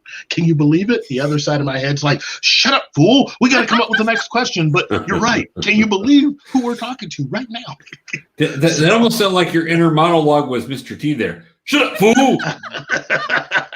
Be. Think of a question, fool. I was picturing the gold chains and everything. I'm just saying. It's difficult, but it's not impossible. And if you guys had been given the same opportunities that we've been lucky enough to have, there's no reason why you guys couldn't be where we are right now or even further ahead than us. But everything I said was true. What you guys are doing right now is exactly what you need to be doing. Right. And it allows you guys to have your own way of doing things, to have your own voice, and to put out a product that you both can believe in and be able to, at the end of the day, you can look in the mirror and said, I did my best, Right. And that's every episode you guys have put out. I see that in my mind. You guys just do your best. And that's all we really, you guys are authentic and knowledgeable. And so really all we really want outside of just being entertained is your best. And you guys do that without question every single time. Oh, all the sweet talk is going to my head. Look, I know a lot of very talented people, and you guys in your show, you guys are part of that. I love the way Shboo works. I love the guys at Nerd Informants. Look, we have a lot of very talented people in this area. We do. And anything that I can do to help them grow is what I'm willing and committed to do. Because, I have an ego. You're like, but okay, you're good. You're allowed to have an ego. Listen, no, I can't do that. I can't do that because my parents will sometimes watch, and I know I would hear about it from everybody, specifically my wife and my brothers, especially my brothers. Like, really. You said that. It's like, true story. My son, since he moved away, hasn't really he's talked to me, but he's a grown up and he's moved away. So I don't really have somebody who does that now. So basically, I can say and do whatever I want. Oh wait, Professor reins me in a little bit. Well, I do get wild sometimes, but then the mic comes on, the lights come on, and the show starts, and There you go. It's a show. So I was doing my actions to we're two wild and crazy guys. I was so picturing that when you did that. You know what I love about you guys is you guys, I get it. And when you say stuff, it's funny, and I get it, and I like that. I work with a bunch of people who are in their 20s, and I say stuff all the time, and they don't get anything I say. Yeah. You know what? I end up shaking my head a lot. And the other thing is, it makes me think back to when I was in my 20s, and I think about a lot of the older, mainly men that I worked with, and I just want to officially say I get what you guys are saying now. Yeah, right. I see what you mean. Okay, I'm gonna tell this story on one of my coworkers because she's never gonna watch this because it's nerdy and she's not into nerdy stuff. Today we were talking about people, and I said something about Alan Rickman. Yeah. Alan Rickman. Like, I loved him, like, truly, deeply, madly. Mm-hmm. He was in that. He's just one of those actors that I just completely adore everything he's in, even when he's the bad guy. And she said this to me. Who is that? Oh, jeez. And I couldn't. I just looked at her and was like, have you watched Harry Potter? Oh, yeah, I think so. Snape. And I think so. That sounds so bad because he's been in, yes, he was Snape and he was brilliant as Snape, but he's been in so many more brilliant things. And I'm just like, okay. Have you ever watched Die Hard at Christmas time? Yes. That's the one I go with. I said that, and she's like, I think I've seen Die Hard. I'm not 100% sure. And I was like, okay. And here's the thing. I work with Tim Church. Like, Tim Church and I work at the same newspaper. And he's one of the Nerd Informants. If anybody's watching and doesn't know who that is. And he and I will be talking about comics and movies and pop culture stuff, like, in the middle of break time. And she literally does not know anyone. And we have this new girl who started a couple weeks ago. And the first week she was there, this other coworker was like, I need to ask you a question. Come in here. And she brings her into the office where we're all at talking about stuff. And she's like, are you nerd too? And this girl's like, I don't know what you mean. And I was like, okay, quick question. Who's your favorite superhero? And she was like, oh, anyone Marvel? I love Marvel. And she starts going off. And I was like, another nerd in the office. One of us. Right? And my other coworker was like, really? I'm alone in this again. Which just play that song for her. Oh, that 180 from the 80s, right? Because in the 80s, we would want to talk nerd, and people, even if they liked it, they wouldn't do it. No. I had my little group of nerds, and then everybody else was like, oh, wow. You guys are weird. Right. So you play. I seriously, it took me forever to get into a Dungeons and Dragons game when I was in high school, and junior high and high school, because I was a girl. Right. And oh my God, you don't know anything about this game. Yeah, I do. Yeah. Well, that they were scared of you because you were a girl. Maybe. Basically. Yeah. I mean, because it's easy to understand what the guys will do, but it's a girl. What?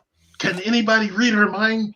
Can anybody know what she's about to say or do? No? Darn. But I was totally not the girly girl. I was like, I was that nerdy girl. It didn't matter.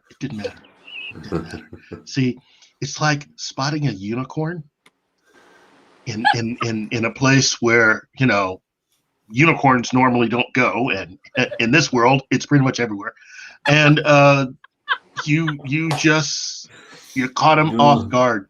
They didn't know how to react, And see, now there's all kinds of nerdy girls. Yes, that's right. But I will say this: when I was growing up, there was not. Right. I didn't know any other nerdy girls. Well, and what I found out was there were some that were out there, but they wouldn't reveal themselves. Right. Yes. They wouldn't come out of that because then they would be judged for that. The girl that was the head cheerleader in high school, she was like my crush from 4th grade to like 9th grade. It was very unreciprocating. Whatever. After that, I started dating a lot of girls after that, but for that time of that crush, I come to find out like 30 years later, she's like, I was really into all that stuff. What? You're telling me this now? Wow. Man, where have I heard that story before? Wait a minute. Hold on. Wait. Don't tell me. Wait, who did that happen to before? There's somebody I knew really well that had that exact same thing. Oh, yeah. Me. So, yeah, right. I get it. It was, it was difficult. It's very difficult. Well, and I know there were a lot of nerdy geek guys that were scared of girls, and they weren't sure how they were going to react. And so inviting them into that inner sanctum was scary. For me, I was like, are you kidding? They're better looking than you. I'm bringing them in. If they want to participate, they're better looking, they're smarter, everything. So my thing was, I think okay, this is going to sound terrible, but I knew so much about the nerdy stuff I liked. Right. Because I'm that type of person. Right. When I like something, I want to just delve into it and swim in it. Right. And I want to absorb all that information in every aspect. Every pore of my body is just like swimming in Spider-Man information.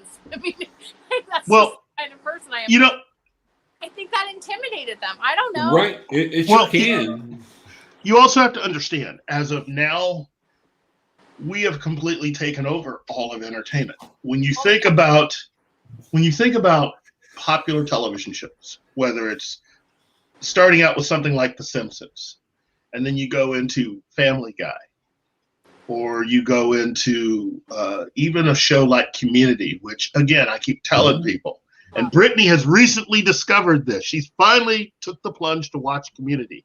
I love Community. I watched it.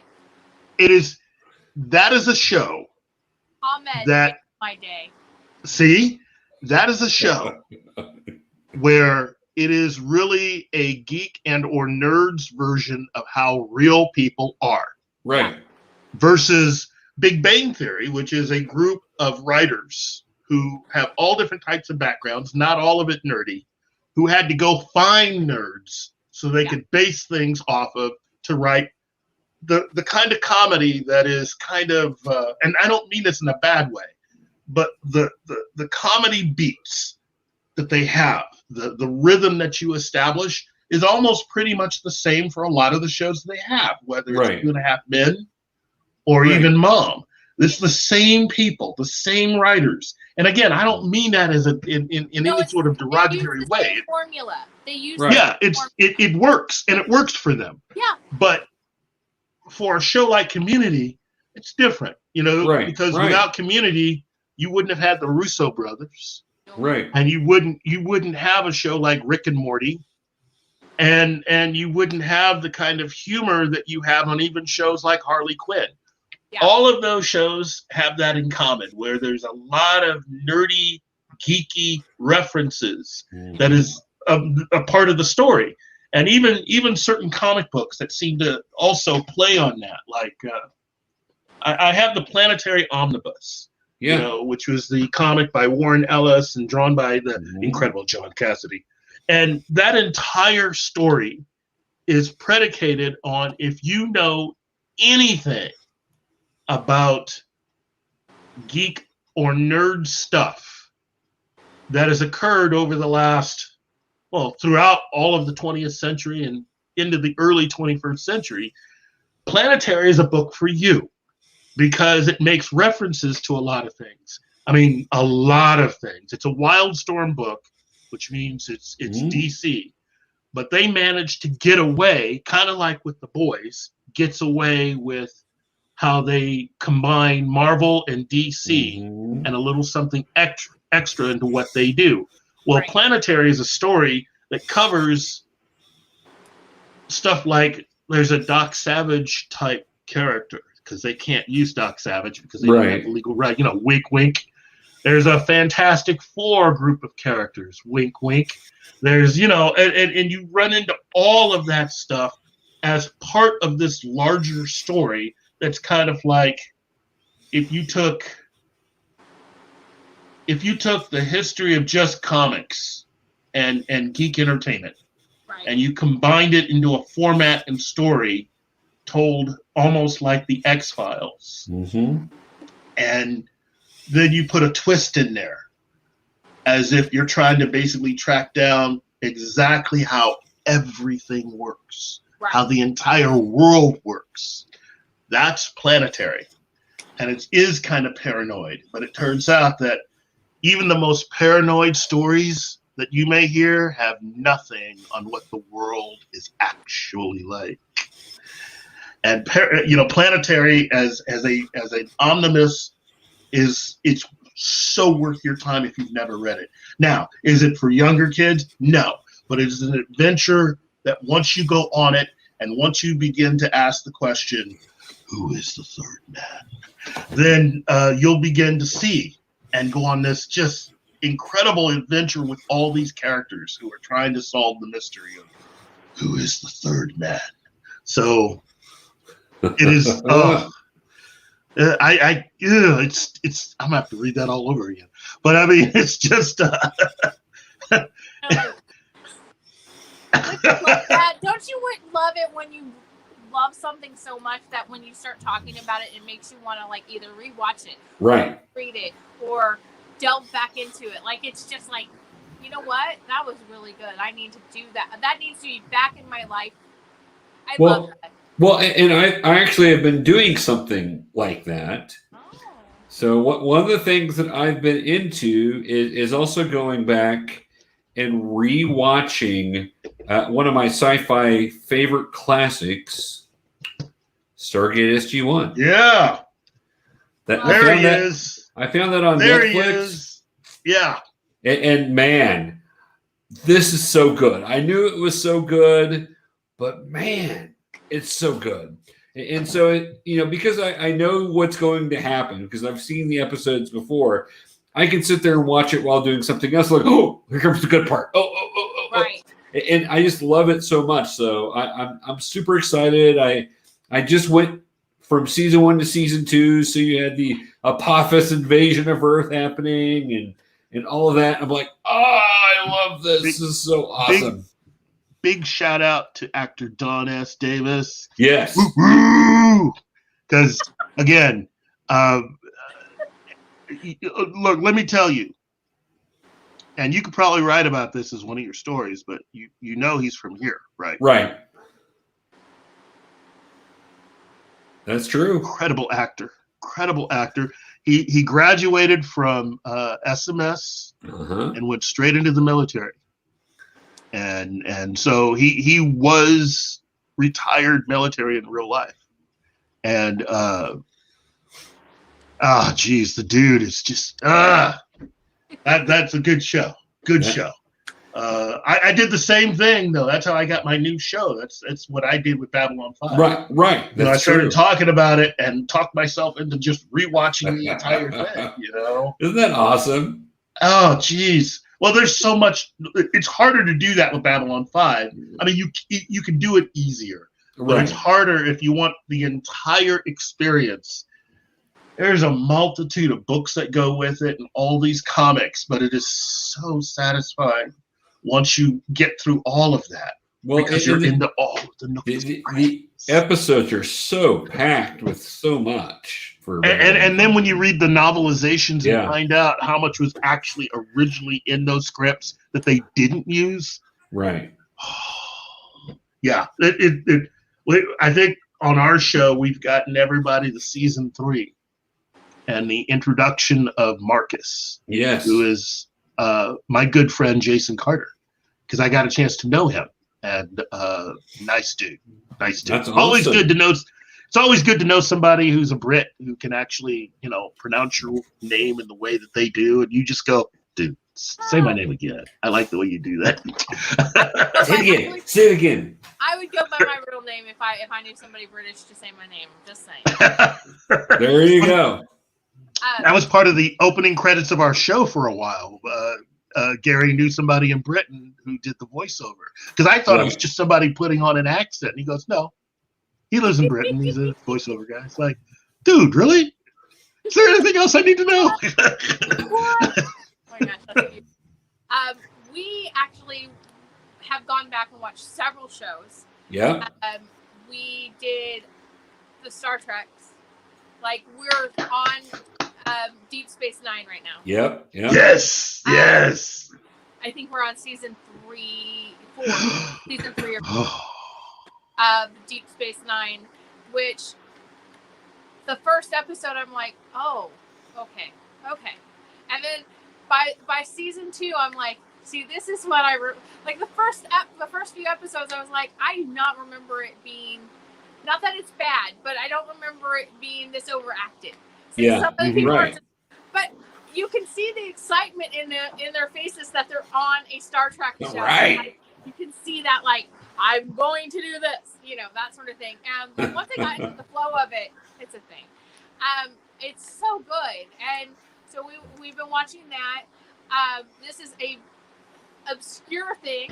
Not really. A lot of people loved it, but it's not really on that realm of like nerdy stuff. But I loved Downton Abbey when it came out, and so I was rewatching the whole series again because they're coming out with a new movie, and so I was rewatching the whole series again, and Shpoo was coming in and out. I got to the final season, and he's like, "You know what? Let's watch this together." So we started it all over. Oh, wow. Again, and he is now in season 3. Of course, I finished the season and watched the movie, and then now I'm back with him watching it again. That's the thing we do. And then the other night we were talking to Lex about mythology and Greek mythology. Mm-hmm. She's reading Percy Jackson and the Lightning right now for summer school reading. And literally we were talking about different TV shows that were based in that time frame, and I was mentioning Xena. Yeah. And so we started watching Xena like 2 nights ago. Love that. And we got 3 episodes in, and she's like, she loves the opening credit scene when Poseidon comes out of the water. Yeah. She's like, oh my God. So yes, this last year and a half, we have watched so many shows that are just shows that I love so much, and I just don't mind rewatching them. And that's what's great. It's what's great about the technology we have now, because when we were growing up, all of us would not have been able to do that. Not at all. Go back and watch things because we'd have to get the tapes, the VHS tapes, and some shows weren't on VHS tapes, and so you just kind of like, okay, but and then the other thing that I have been watching is the new season of The Handmaid's Tale. Yeah. Which is one of those that has exceeded the book, like the Handmaid's Tale book. Of course, there's the Testaments, which is book 2, but it's about the daughter, the baby. But it's one of those shows, kind of like Game of Thrones, that has gone on past the original book. Right. So they're now writing original material based on the characters and the world that that was created in the original book. But what I think that they are doing is what I like what they're doing, because it feels true to the original book and book 2, because I've read both books. Right. And it's feeling like it's going to join them together, which I like. It's not, you don't go, that's not what should happen. It's actually streaming it pretty well. So yeah, I've been watching that with new episodes every Wednesday on Hulu. So there you go. See, not everything I like is available or easy to get. I've been trying to get back into Space 1999. Yes. Right. It's just, and the whole thing about how that dovetails in with UFO, which was the series that preceded it, and the fact that Space 1999 actually began as a new season of UFO, and then that fell apart, and then they ended up creating Space 1999 because they had all this sets and everything else to use, and the costumes, and use what you have. I mean, it's exactly just all of it was just amazing, and I've really been trying to just go back over a lot of TV shows that I hadn't seen in years. Right. You know, I've been trying to do. I think the next thing I'm going to try to do is go through all the Irwin Allen stuff, starting with Voyage to the Bottom of the Sea, the Academy-nominated film, not the television series, the original film that was the basis for the television series, and in reality, the basis for Sequest. Right. Because, you know, that's basically where they got a lot of Sequest from, which is that. Which is also another series. For those of you out there, I think the last time I found it was on Netflix. So you can watch all of the different versions of that, I think, on Netflix of Sequest. Of which, Sequest and, Sequest DSV. So the first 2 seasons are great. Nothing against all the other seasons, but the first 2 seasons are just flipping amazing. Right. And it has a connection to Farscape. Right. Because Rockne O'Bannon was hired to take the premise that Steven Spielberg had and created all the characters and everything else, and then he turned around and was hired by the Henson Company to come up with a space show. Right. And did that also. And so Sequest is on, I got my TV right in front of me. Is on Peacock in the Roku channel, but it's not on Netflix anymore. But it's on Peacock, which is free. Free, yes. Or you can pay a marginal fee, Yeah, and so all the seasons are on Peacock. There you go. So, okay. Yeah. Because again, that's that. Oh man, I'm telling you, you know what? There is something else though on Peacock. If we're on Peacock, okay. Let me put this out there again, because I enjoyed it that much. Deadly Class, which is on Peacock right now. That is, if you look, a lot of you out there didn't watch the show, because had you have watched the show, it'd still be on.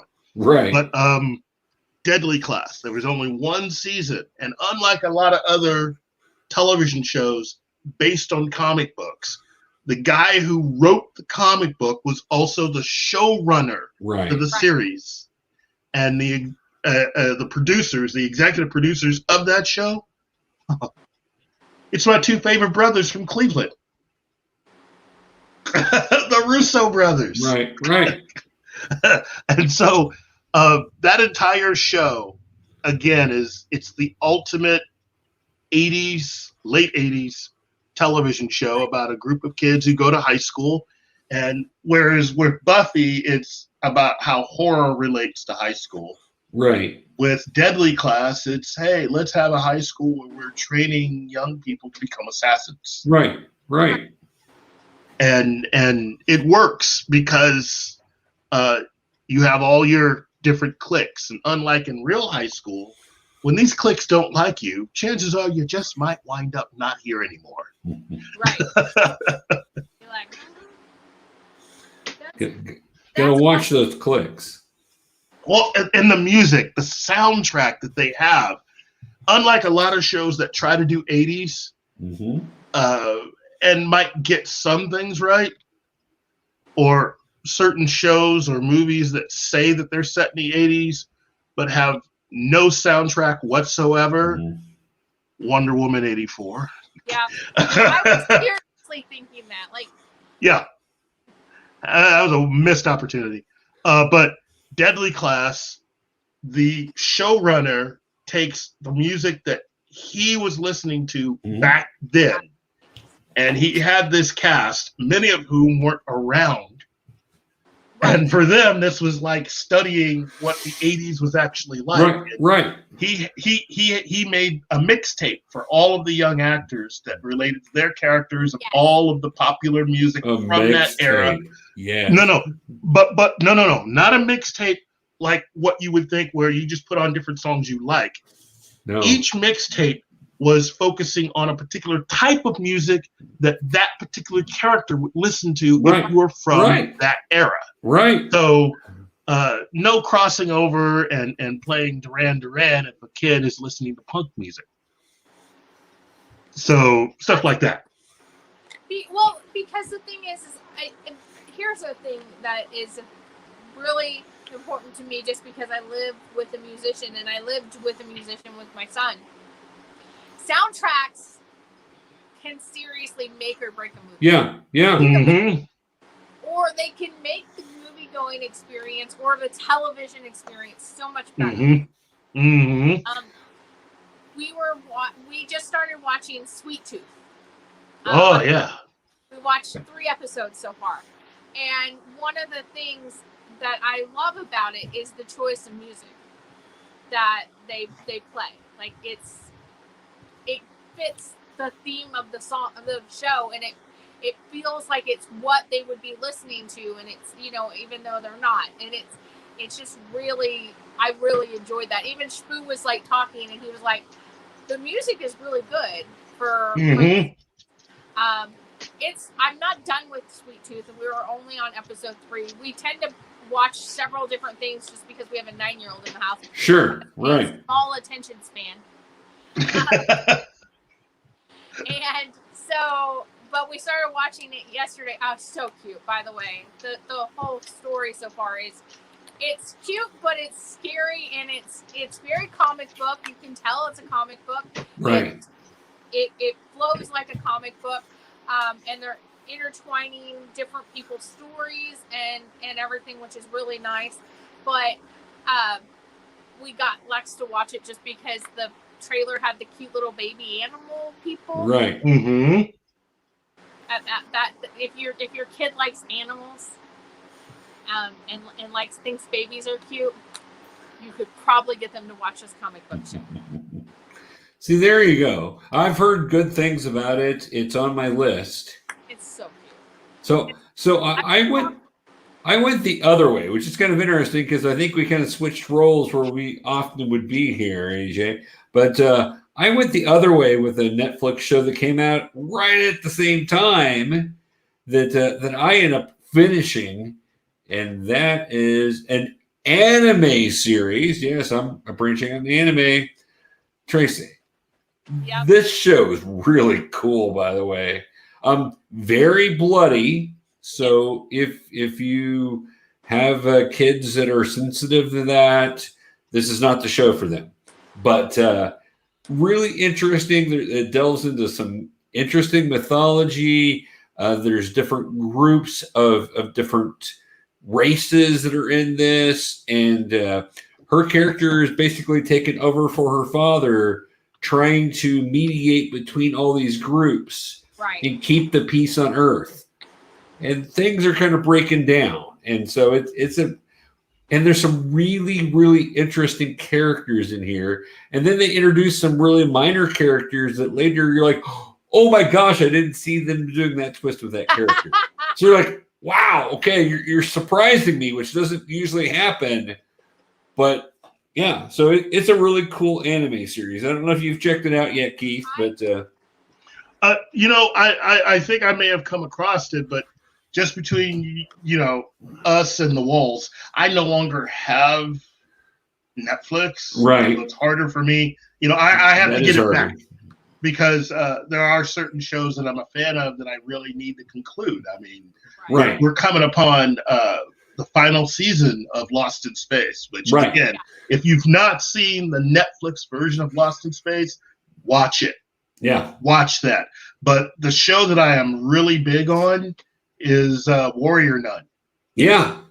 Which is based on the comic book Warrior Nun Ariella. Yeah. And oh my goodness. Oh my, it's Buffy, but if Buffy were a nun.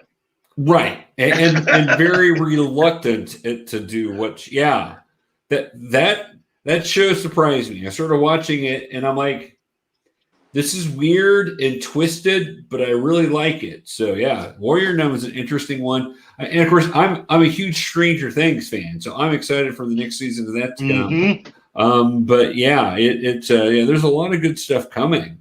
Oh yes. Yeah. Oh, go ahead. Oh, I was just gonna say, I have not seen Warrior Nun yet, but it's on my list. It's one of those things that every time I think about watching it, somebody else wants to watch something else. Yeah, you need to either make that person go away, or they need to sit their butts down and watch it with you. Because I'm telling you, right? What? We have 3 TVs in this house. But Well, everybody then. wants to watch the big TV in the living room. They don't Well, want to watch then the 32-inch TVs in their rooms. They need to go somewhere else. Dude, That is so worth your time. You are going to enjoy this show. I'm telling you I will bump right it up now. on my list. And, Yeah. well, what's great is I have like 3 weekends a month off. But I've been working my weekends off because of other people. But lately, or starting this weekend, I actually will have weekends off again. Woo! Yeah. So excited.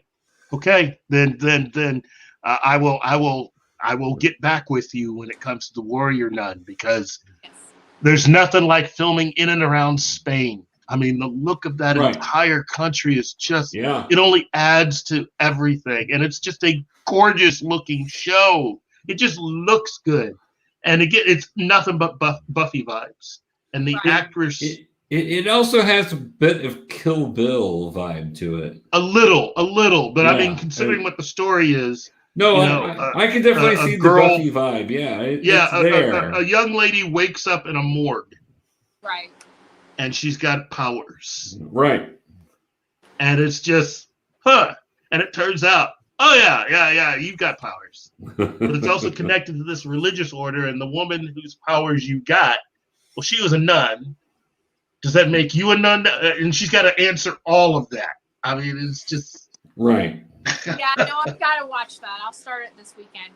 Yeah, that's a good one. Yeah, just watch the first episode and see if you can, see if you can survive long enough before you actually power into episode 2. Because I'm telling you, it is just that and Lost in Space are my 2 big recommendations. Lost in Space is amazing. I actually got my son watching Lost in Space with me when it first came on. He got sucked in right away. Yeah. In fact, then at that point, one of the TV stations was showing the old Lost in Space rerun. So I had to explain to him, no, this is a different version of it, but this is, and so we started watching those. Big fan. He really, really liked Lost in Space. And that second season, where they land the craft and they're not sure where they're at, that was just amazing. So yeah, I'm looking forward to it.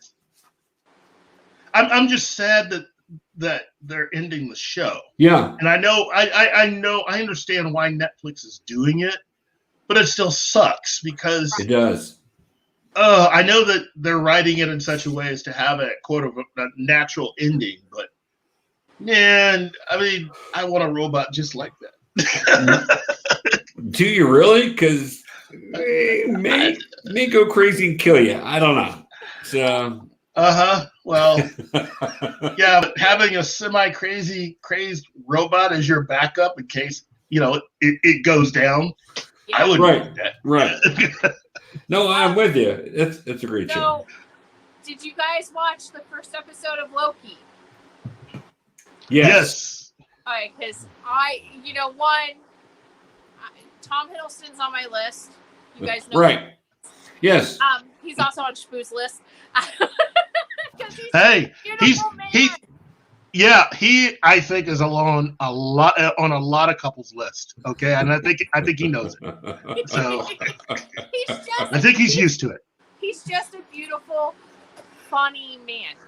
He's one of the few people on this planet that could probably go, you know what? I'm not dating anybody. I think I'll walk into this bar and see if I can make something happen. And he's got a very good chance of just coming out with somebody. So several somebodies. And he has that, like, he was perfect for the casting of Loki when they announced the cast.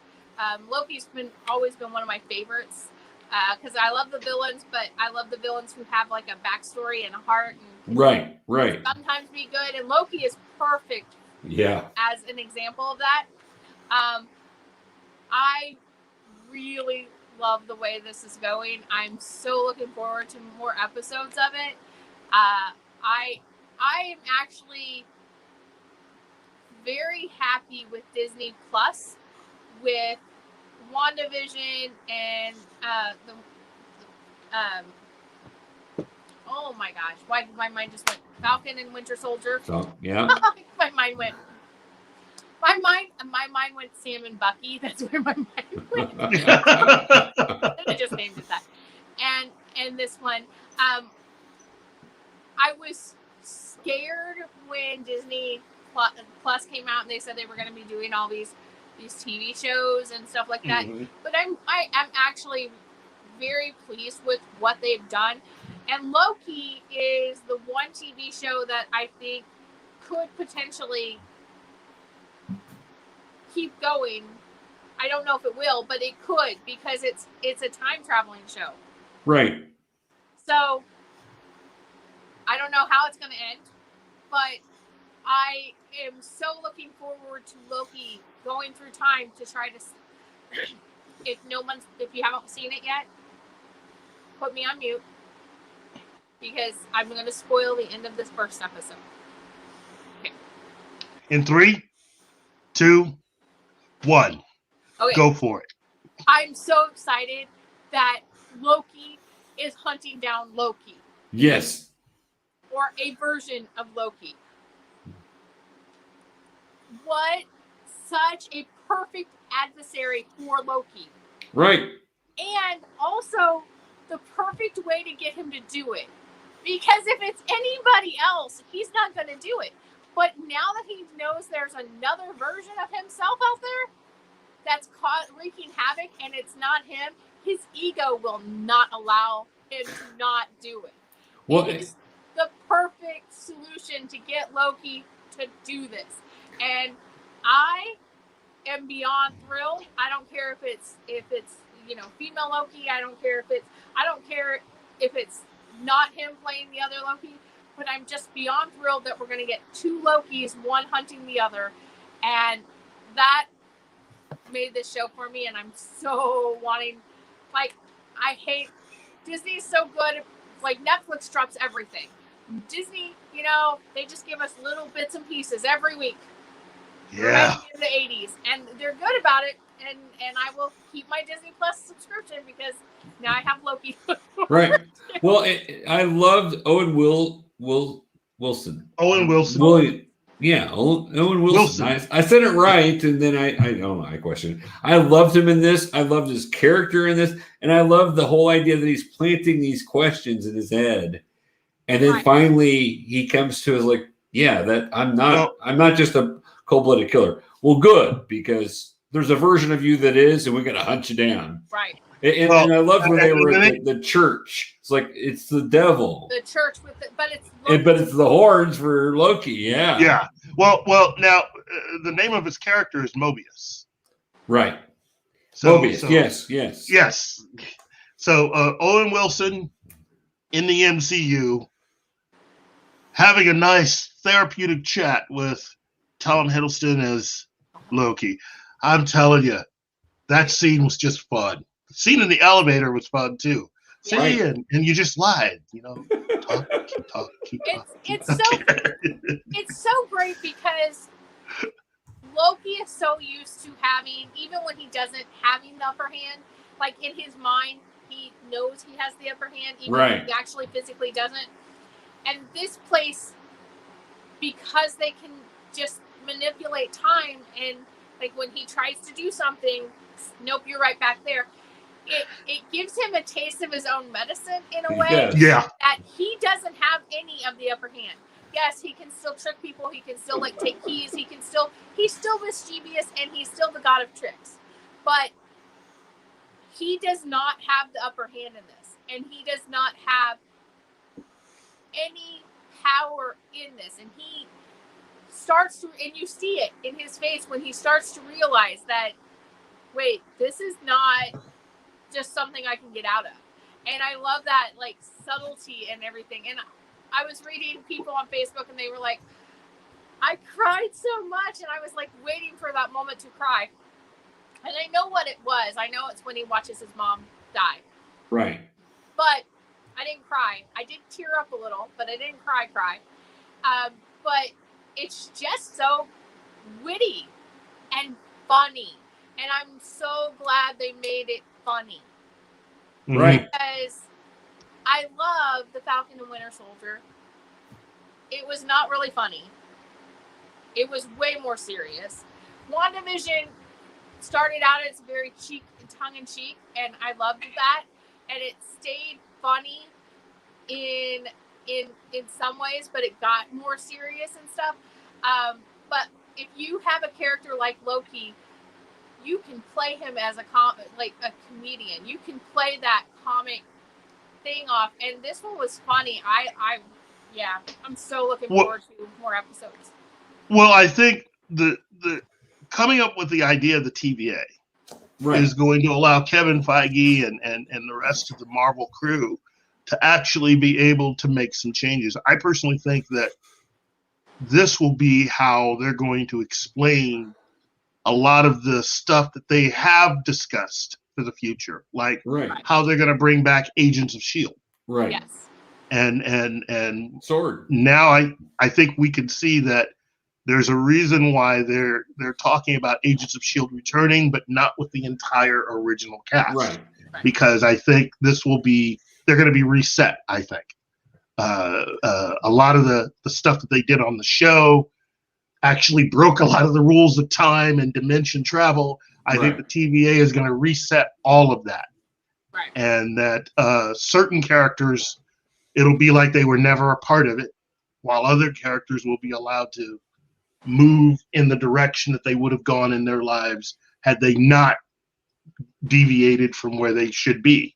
Right. And that's kind of exciting, I like the possibility. Yeah. Yeah. One of the things that I really loved is that they brought in DB Cooper. I loved it. I'm like, I saw him jump out in the ad, but it never occurred to me that's what that was supposed to be. And then once Owen Wilson's character says that, I'm like, holy crap! He looks like him. That he does. Tom Hiddleston, when you dress him up and put the glasses on, his hair is right, everything. He looks exactly like DB Cooper. That was genius. It's like slides her the piece of paper, and you think that he's sliding the paper to give her his phone number or something like that. No, I didn't think that. I just read the paper. Okay. Yeah, you may want to. I've got a bomb. I knew when I saw him jumping out of the plane and dressed the way he was, I was like, oh my God, they're making him BD Cooper. Like, that's where my mind went. My mind didn't go there at all. That's great. It did for you. But what I love is now it opens up so many possibilities of these like mysterious people in history and everything. What if they're all Loki? It's true. Yeah, I know. I'm so excited. And using Heimdall to get out of that whole DB Cooper situation totally explains the reason why they never found him. Right. Even though they did find a few bills, because that's what was still in the air. And it's just like, oh my God, that makes way too much sense. That makes way too much sense. And he did it because he lost a bet with Thor. Yes. I know. Which is perfect. It was. I also think that they took this opportunity with the TVA to wipe away some of the questions that a lot of fans had about the Avengers Endgame. Yeah. The time travel and the breaking of the branch. Yep. People were like, oh, well, no, they took the stones. But Steve stayed in the past. Like, all of this stuff was changed. Like, Cap fought himself. Loki got the Tesseract. Like, all of these things didn't happen in the original. And so there are branches. And we know there's branches. But people were asking, like, well, what if, and what if, and what if? And I think that when he's like, oh, you mean the Avengers? The Avengers are the ones who messed with time. And she's like, no, they were supposed to. Right, right. That clears them of any further explanation. It does. Because now the TV is like, nope, they were supposed to. Well, on top of that, that would explain the reason why you had someone who had, according to themselves in the movie, said that they had thought about it, they had messed with it, and couldn't understand how it worked, how he was able to come up with time travel, seemingly almost overnight. Right. I'm thinking the TVA probably did something to help him, and yeah. So, exactly. It wraps up go ahead. things, and it opens up so many doors, but it wraps up so many questions from Endgame and from the first phase and everything, and it allows us to like now move forward without those lingering questions, because they literally have just said, no, that's what was supposed to happen. Right. Yeah. For the course timeline, that's what was supposed to happen in that core timeline.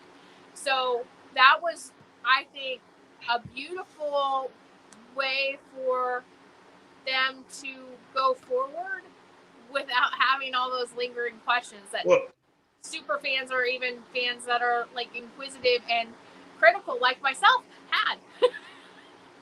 Well, I also think, though, there's a distinct possibility that no matter how this show ends, that this is going to lead to one of two things. Either the TVA will become a permanent part of the MCU, right, or something's going to happen and the TVA will no longer be around, which would also explain what the next Doctor Strange movie will actually be. Yep. I completely agree. I think that the three people who are in charge of the timeline, three mystics that are in charge of the timeline, I think that something is going to happen to them, and no one's going to be in charge of the timeline. And I think that's what could it be Dormammu? Or Snap? I don't think so, because they have the Infinity Stones, so that means nothing. Well, that's true. They're just laying around. It's like, but using it as a paperweight. Yeah, magic doesn't have any magical like things have no power in the TVA, and that includes the Infinity Stones. That's true. But it doesn't mean you can't take the Infinity Stones out of the TVA. Right. True. Right. I'm thinking. I'm betting it's Dormammu. It could be, because Dormammu is powerful enough to probably even take out the three who are controlling the timeline.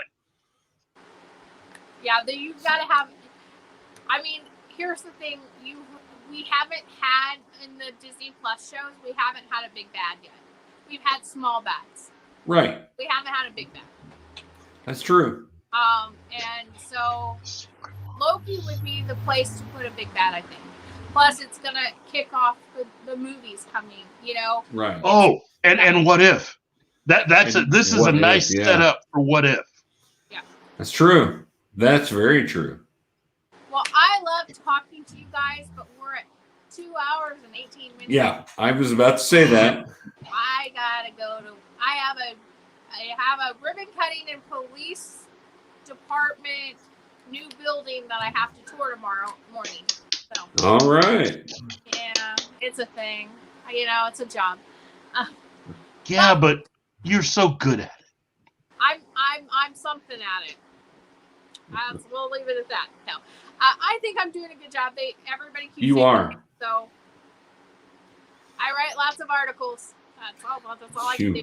You wrote like all of Wednesday's edition. It sounds like so. I mean, there was a couple held over from Saturday that didn't make it in the space from other people, but yeah, all the new articles that weren't held over, like not anything that was like written between Friday and today for tomorrow's thing. Yeah, I wrote everything.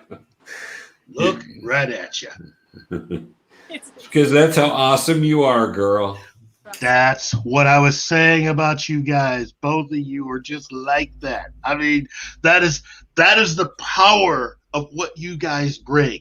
You guys are just you're big like that, you know. So more power to the both of you. Thank you, Keith. We appreciate that, man, so much. Thank you so much for being on here. Yes.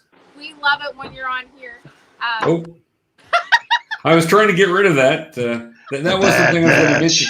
Well, I was going to mention that, but I know you got to go, AJ. But I've been enjoying that show, by the way, the Bad Batch. So me too. Well, you got it in, Professor. I did. I threw it in the last second. Didn't mean to, but okay. Well, no, you meant to do it. It's subliminal. That may be true.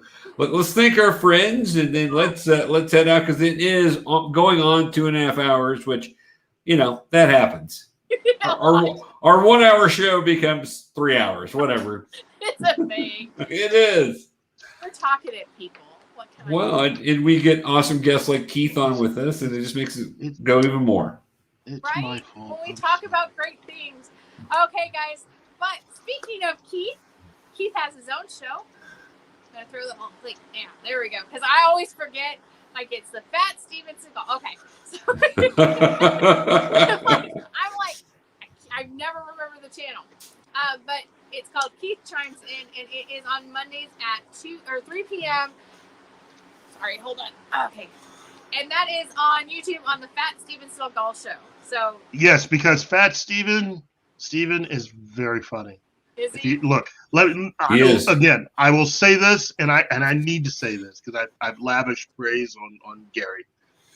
Fat Steven has been instrumental in giving me my own show. He's the guy that constantly was just saying, you know so much, and he was praising me, and flattery will almost get you everywhere with me. So I acquiesced, and he's been a positive influence. So I need to say thank you, Fat Steven.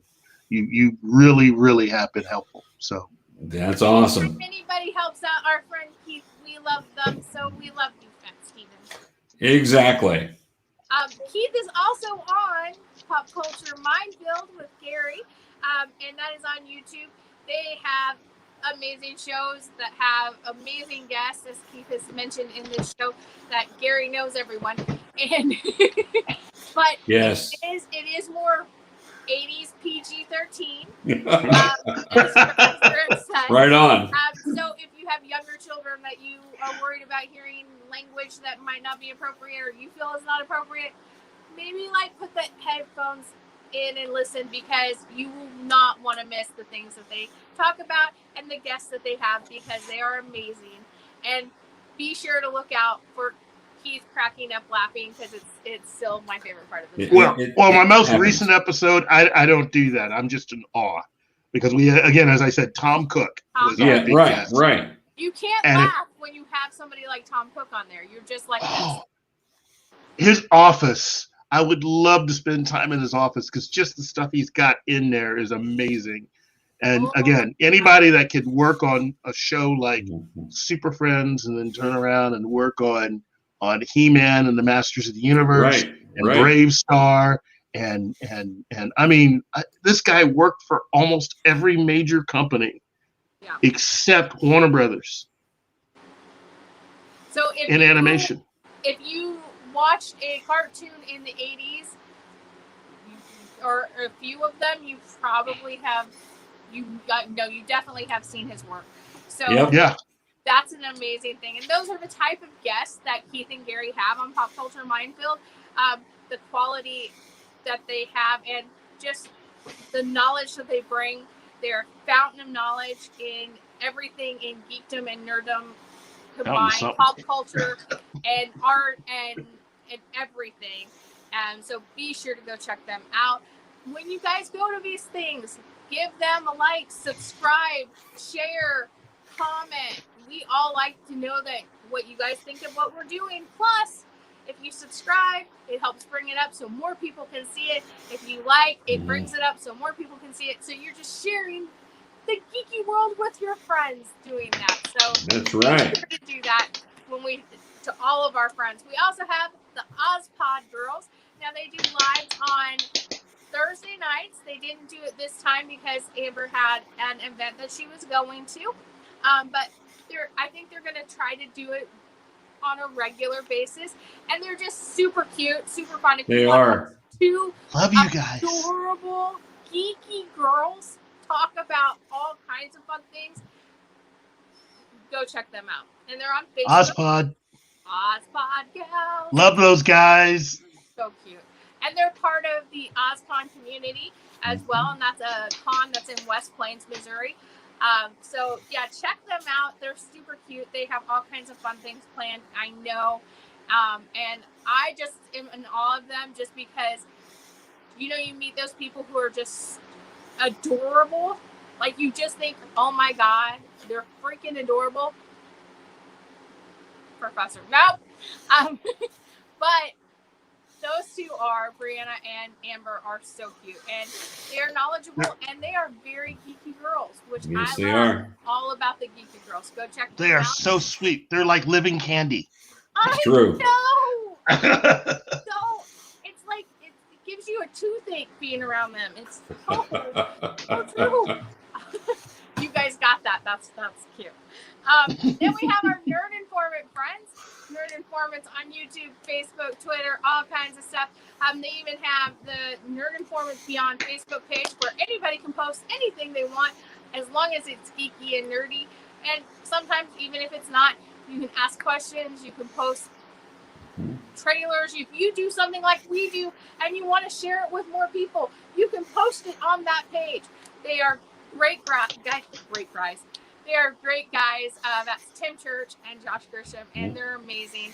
They are doing things with reviews of movies that come out and all kinds of fun things. So again, go check them out. Tell them we sent you. Well, and I think they've got some interviews coming up soon too that'll be pretty cool. Yeah. Did you see who they were interviewing? I did. Josh has lined up a really good interview. Yeah. Yes. Yeah, they can do that too. The Nerd Informants and Oh, yeah. Minefield. Oh yeah. No. Look, Nerd Informants are, as I said before, I am surrounded by people who are really, really good at what they do. Right. You guys and others in this community are just, I shake my head and I just go, how, I mean, we're blessed to be surrounded by all these talented people. And so that only serves to remind me how lucky I am to be with Gary. So yeah, all you guys are just incredible. Yeah. Incredible. So if you guys want to see great interviews, go to Pop Culture Minefield and go to the Nerd Informants because they will score some great interviews. Just amazing guests. You guys do. We've got a few good ones ourselves on some more local guys, but we do. Yeah, we have some great people that come on the show, like Keith. There, we had the Heroes for Kids people last week. We did. We love them, Lonnie and Jessica. Speaking of us, oh wait, nope, I forgot one. He walked in and I just completely forgot about it.